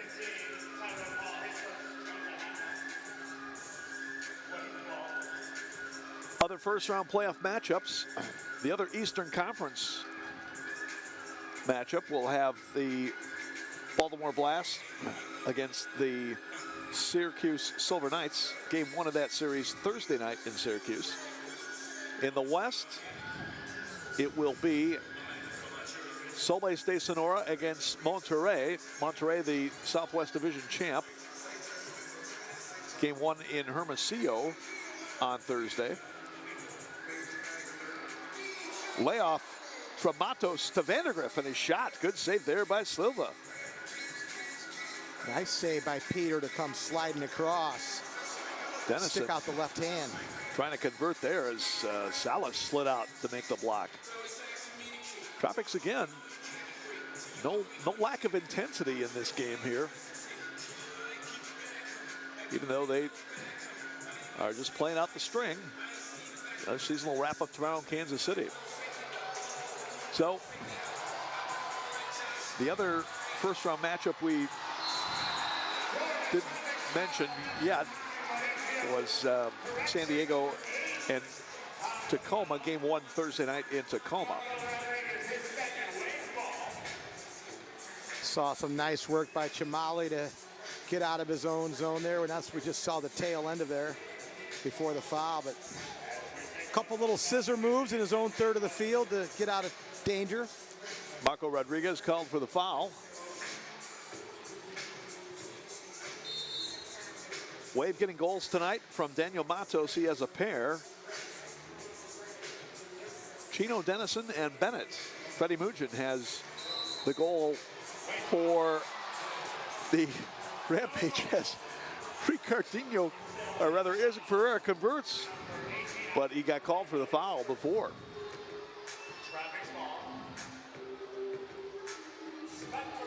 Now Bennett takes away at midfield.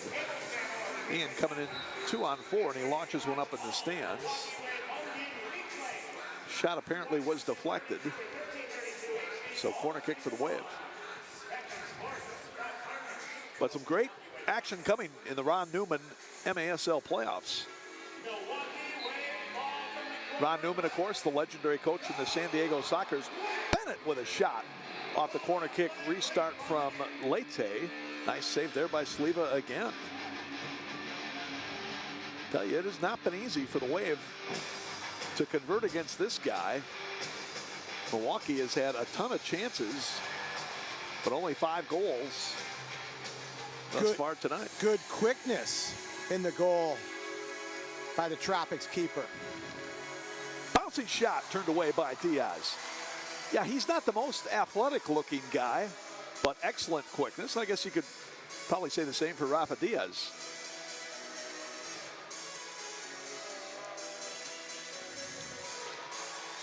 But I think, as one notable goalkeeper once said, is we don't have to be in good enough shape to run the full length of the field. We just have to be in good enough shape to stop goals.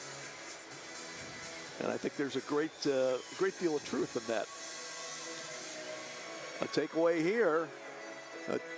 Dieguez trying to operate, and Leite took it away, and then the ball deflected out of bounds. Last touch by Ricardo Dieguez.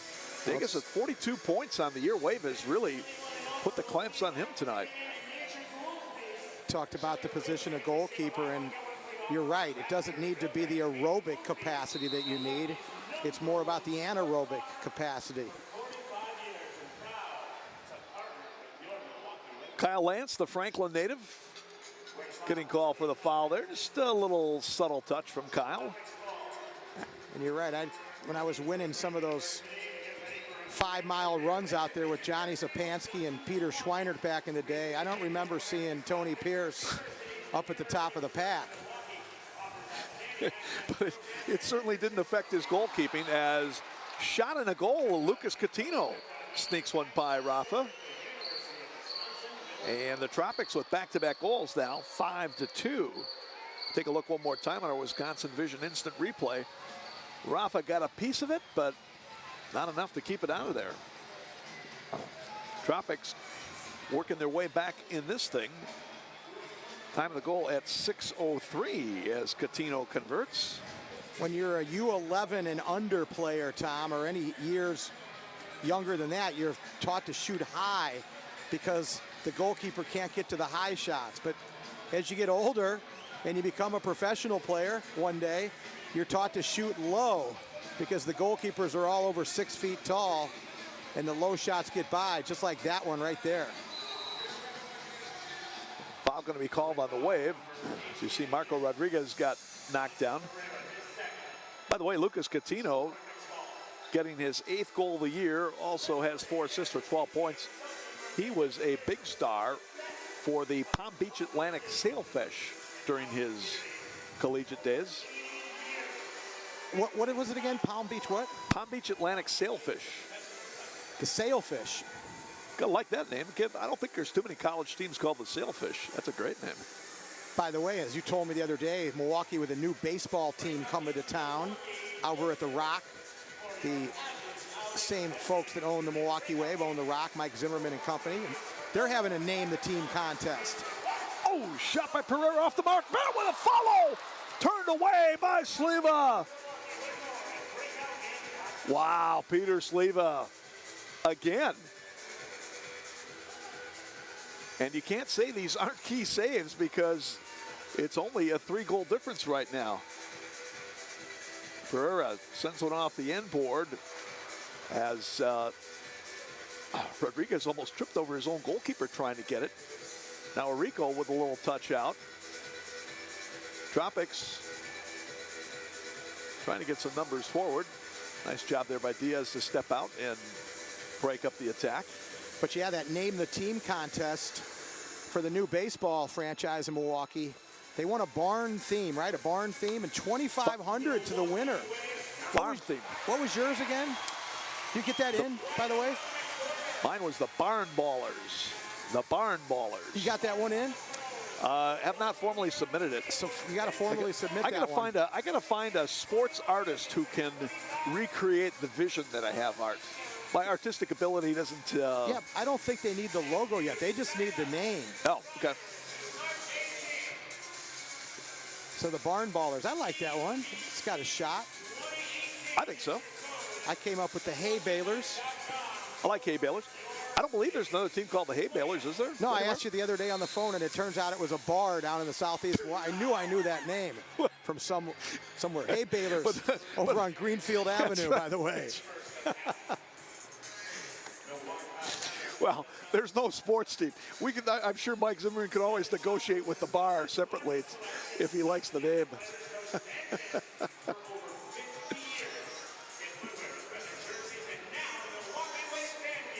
Salas trying to push it by. Good defense by Max to force him toward the board, but he took a foul on the play. But I'm in, man. I'm in that contest, Tom. Waiting anxiously to see if my $2,500 check's going to come in the mail. I'm not sure. Are employees of MKE Sports and Entertainment eligible for the? No, I didn't enter as myself. You've got an anonymous entrant. Yep. At this. Absolutely, with an anonymous email as well. Ian Thompson, I went in as.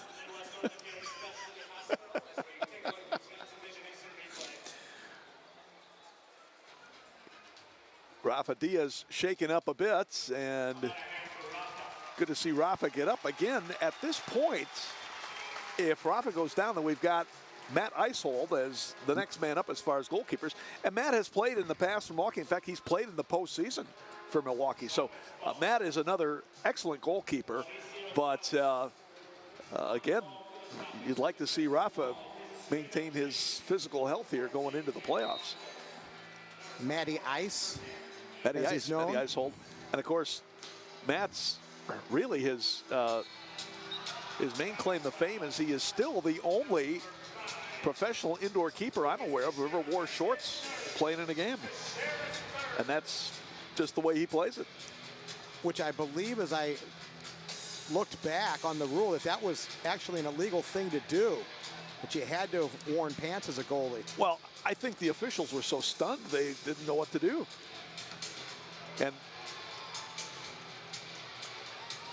so we'll see if Matt ever gets out there, if he has to put on the long pants. Here comes Marcio over to Ian Bennett. Fakes, draws him out. Tried to cross over and broken up. Ian trying to put the little shake and bake on Sleva, and then by that time, the defense was back to help break it up. Certainly nobody to tell Ian Bennett about goal scoring, but shoot first time on balls coming across the face of the goal. And the main reason is because it doesn't allow the goalkeeper to set their feet. Once you allow that goalkeeper to set their feet and come out and cut down the angle, your percentages of scoring goes down. Wave collapses around Mugin at the top of the area. Coutinho gets it back. Lucas Coutinho to Lucas Monteleris with a shot. Nice sliding block that time by Matos. Well, not only has Diaz played well in the nets, but the Wave team defense has been outstanding here tonight. Now Mugin trying to drag one through to the edge of the area as Vandergriff was right there behind him. Curiel comes away with it, over to Dennison. Hans with a goal tonight for Milwaukee. Matos has 2, Dennison, Bennett, and Chino with the others for Milwaukee. Mugin and Coutinho have the goals for Florida. Nice job there by Rafa. Poke that one away after it came off the end board.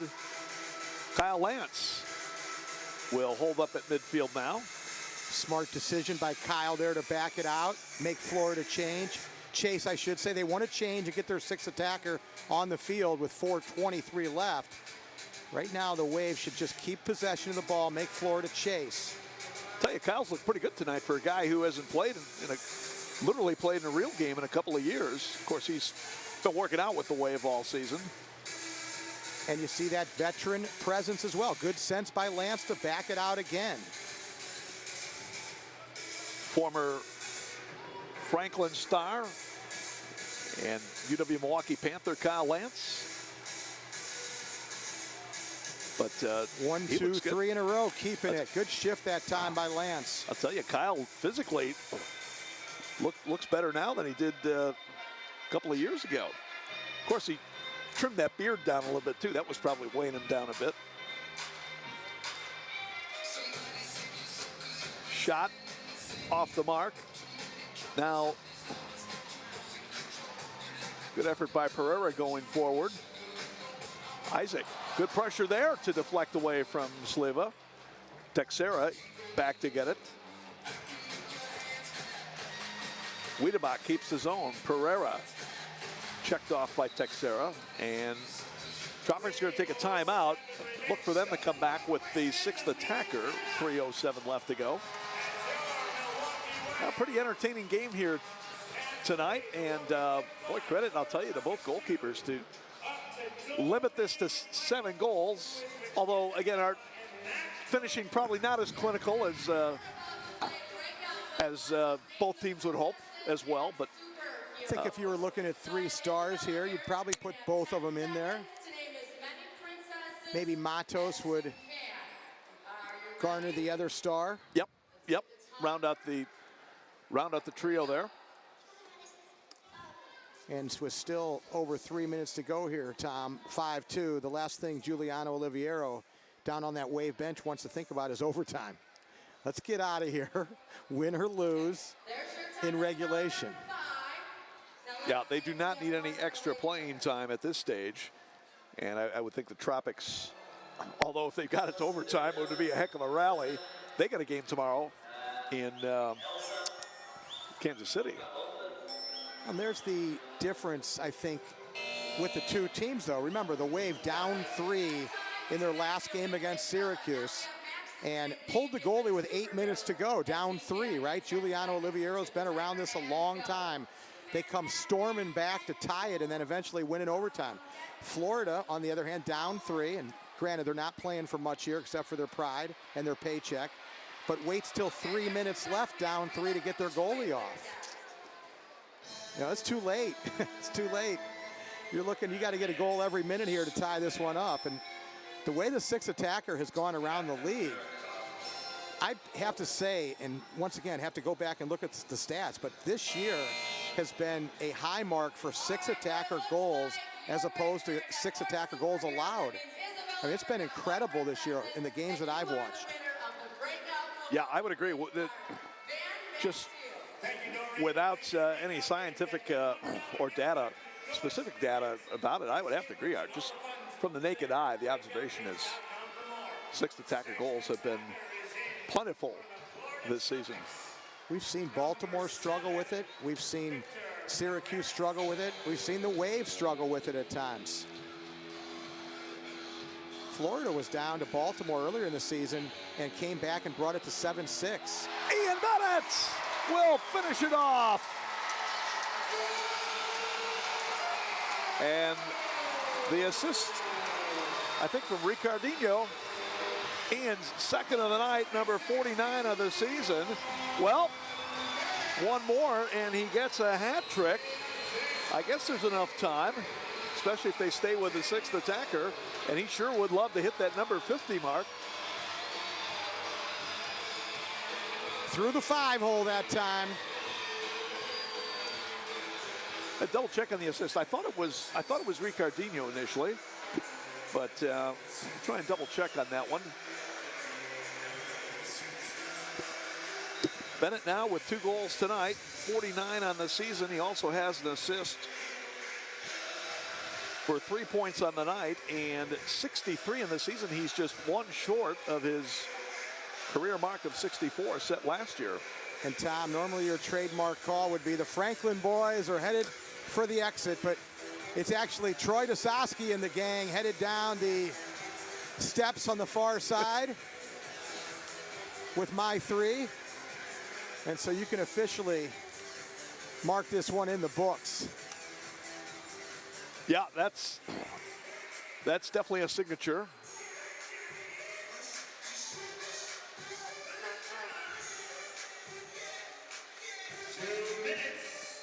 Two minutes left to go as Grable digs that one out near side. Trying to get it for Chino. Now pass picked off, shot and a goal. Monteleris able to come in and finish that one. Lucas Monteleris. And the Tropics are back within 3. Lucas gets his 3rd of the year. Also has 6 assists for 9 points. Time of the goal at 13:07.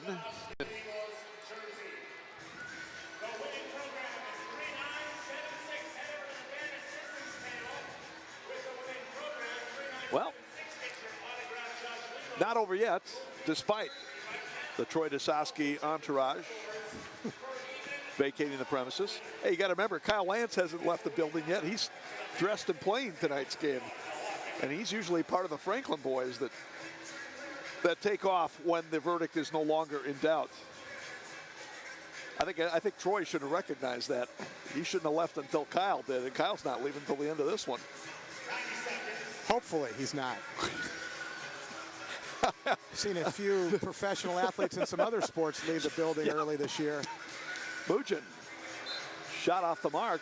Freddie had a pretty good look at it that time, but got underneath. Now minute 20. Now it would really take a miracle for the Tropics to get back in it. So the Wave with the 6 goals. At this point, they've scored 171 this year. That's the most they've scored in their 4 years in the MASL. Giving up 124 up to this point. So they're going to end the regular season close to a plus 50 on the goal differential, which is a pretty good stat when you're looking at a team's dominance. How about that? Ian Bennett looking for the hat trick, looking for number 50, and he finishes it off on a great pass from Vandegrift. Good look by Vandegrift. It was a little bit high. I'm sure Ian would have preferred that down around his foot. But as it was, it probably doesn't get there. As Bennett took it off, was it the chest or the shoulder that time? The shoulder. And had that pass been low by Vandegrift, Slewa might have gotten out and corralled that one. Number 50, back-to-back 50-goal seasons. You got to remember, fans, even back in the days when the Wave was playing 40 regular season games a year, Michael King, Greg House, those are the only guys putting together back-to-back 50-goal seasons. So that is extremely impressive when you consider that Ian only played 20 games last season and 22 this season.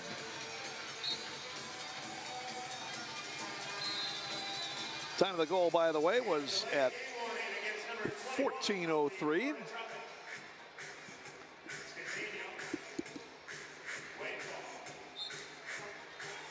So again, Ian Bennett,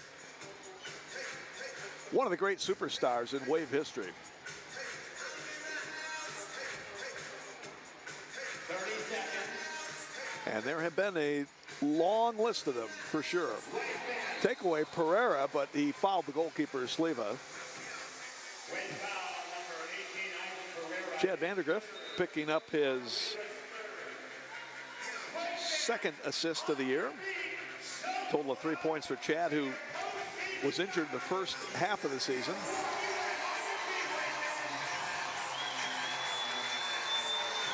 So the Wave finishing up with some momentum here heading the postseason. 17-5 record. Coach Giuliano Oliviero posting his best record in his 4th year as a coach. It was a great regular season, Art, and now we'll see how the postseason turns out. Buckle up. Buckle up for a trip to the Odeum here next weekend and then back in Milwaukee the following day. Yeah, hopefully we'll see some fans down at the Odeum. I know you and I are going to try to make our way down there. Oh, I'm sure we'll have a good level of support in Chicago. Should be a pretty good atmosphere. You know, Cedar Rapids has a lot of Chicago natives on their team, led by Kid Dynamite Gordy Gerson. So, you know, they're going to have some fans down there. Hopefully pretty good atmosphere for the game, and then we'll be back here the following day, Sunday, March 11th, 1 o'clock, for the deciding day of that playoff series between the Wave and the Cedar Rapids Rampage. Call the Wave office, 414-224-WAVE for tickets. You can also order online at MilwaukeeWave.com. 7-3 is our final here as the Wave finishes 17-5 with a 10-1 mark at home. As we take a look at some of the highlights from today's contest. And Florida, of course, at 10-11, they drop to 5-5 on the road, and they'll be in Kansas City tomorrow to take on the Comets to wrap up their regular season. Rafa Diaz getting the start tonight, his first start of the year for Milwaukee, and he was tremendous. And the Wave able to pull away in the 4th period after Tropics had drawn within 3 a couple of times. So, and the highlight at the end, Ian Bennett getting 2 goals in the 4th period to give him a hat trick for the Knights, and 50 on the season. And we'll be standing by for our on-field interview. Van McNeil will be talking to our PCI, hardest working player of the game. And that will wrap up our broadcast then, and we'll look forward to seeing you for the playoffs again Sunday, March 11th, 1 o'clock right here at UW Milwaukee Panther Arena. Let's send it down to Van McNeil. Here with the Professional Construction Incorporated hardest working player of the game, as his teammates congratulate him. Give it up for goalkeeper number 82, Rafael Diaz. Rafa, oh my gosh, what a game here against the Tropics. How are you feeling? I'm feel tired, man. So, first of all, thank you to everyone. It's a big crowd. It's always nice to see everyone here. And always hard to cover Josh. Josh is our first goalie. It's an outstanding season. He's done for us. He got suspended. Some things happened with his shoulder too. Hopefully he can play for next game at the playoffs. If not, my job is be ready to help the team. That's why we're here. That's fucking nice to be here and help the team. And I'm exhausted, but I'm happy also. Now we're looking at some of your saves here. You had a lot of monster saves today. stepping in for Josh. Will you be ready if the call comes for the playoffs? Yes, that's why we are working every day, myself, Josh, and Mary. So everyone push everyone, and that's it. If he can play, myself and Mary is gonna be there to help the team and clinch for the next playoff. All right, he had a great game today. Give it up for your Professional Construction Incorporated hardest working player of the game as the fans congratulate him right behind us, number 82, Rafael Diaz. Thank you, Rafa. Anything else you want to say? Just, I'm very happy because my baby's supposed to watch me right now. Come on over. She's 5 months old. It's nice to see her here, and this game is for her. It's really all about family, right? Yes, of course. Congratulations to Diaz Vela que chulo. Very, very nice. Number 82, Rafael Diaz, our player of the game. Thanks, Rafa.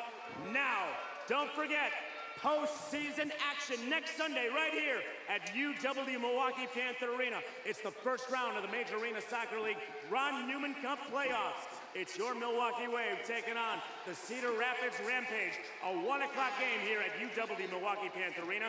Tickets on sale at MilwaukeeWave.com. For Doreen Michaels, under the direction of Charlie Wise, Mike Jakubowski, Scott Johnson, Drew Rutherford, and the entire crew here at UW Milwaukee Panther Arena, thanks for watching. Final score, Milwaukee Wave 7, Florida Tropics 3. We'll see you next Sunday for playoff soccer here from UW Milwaukee Panther Arena. That's it, no?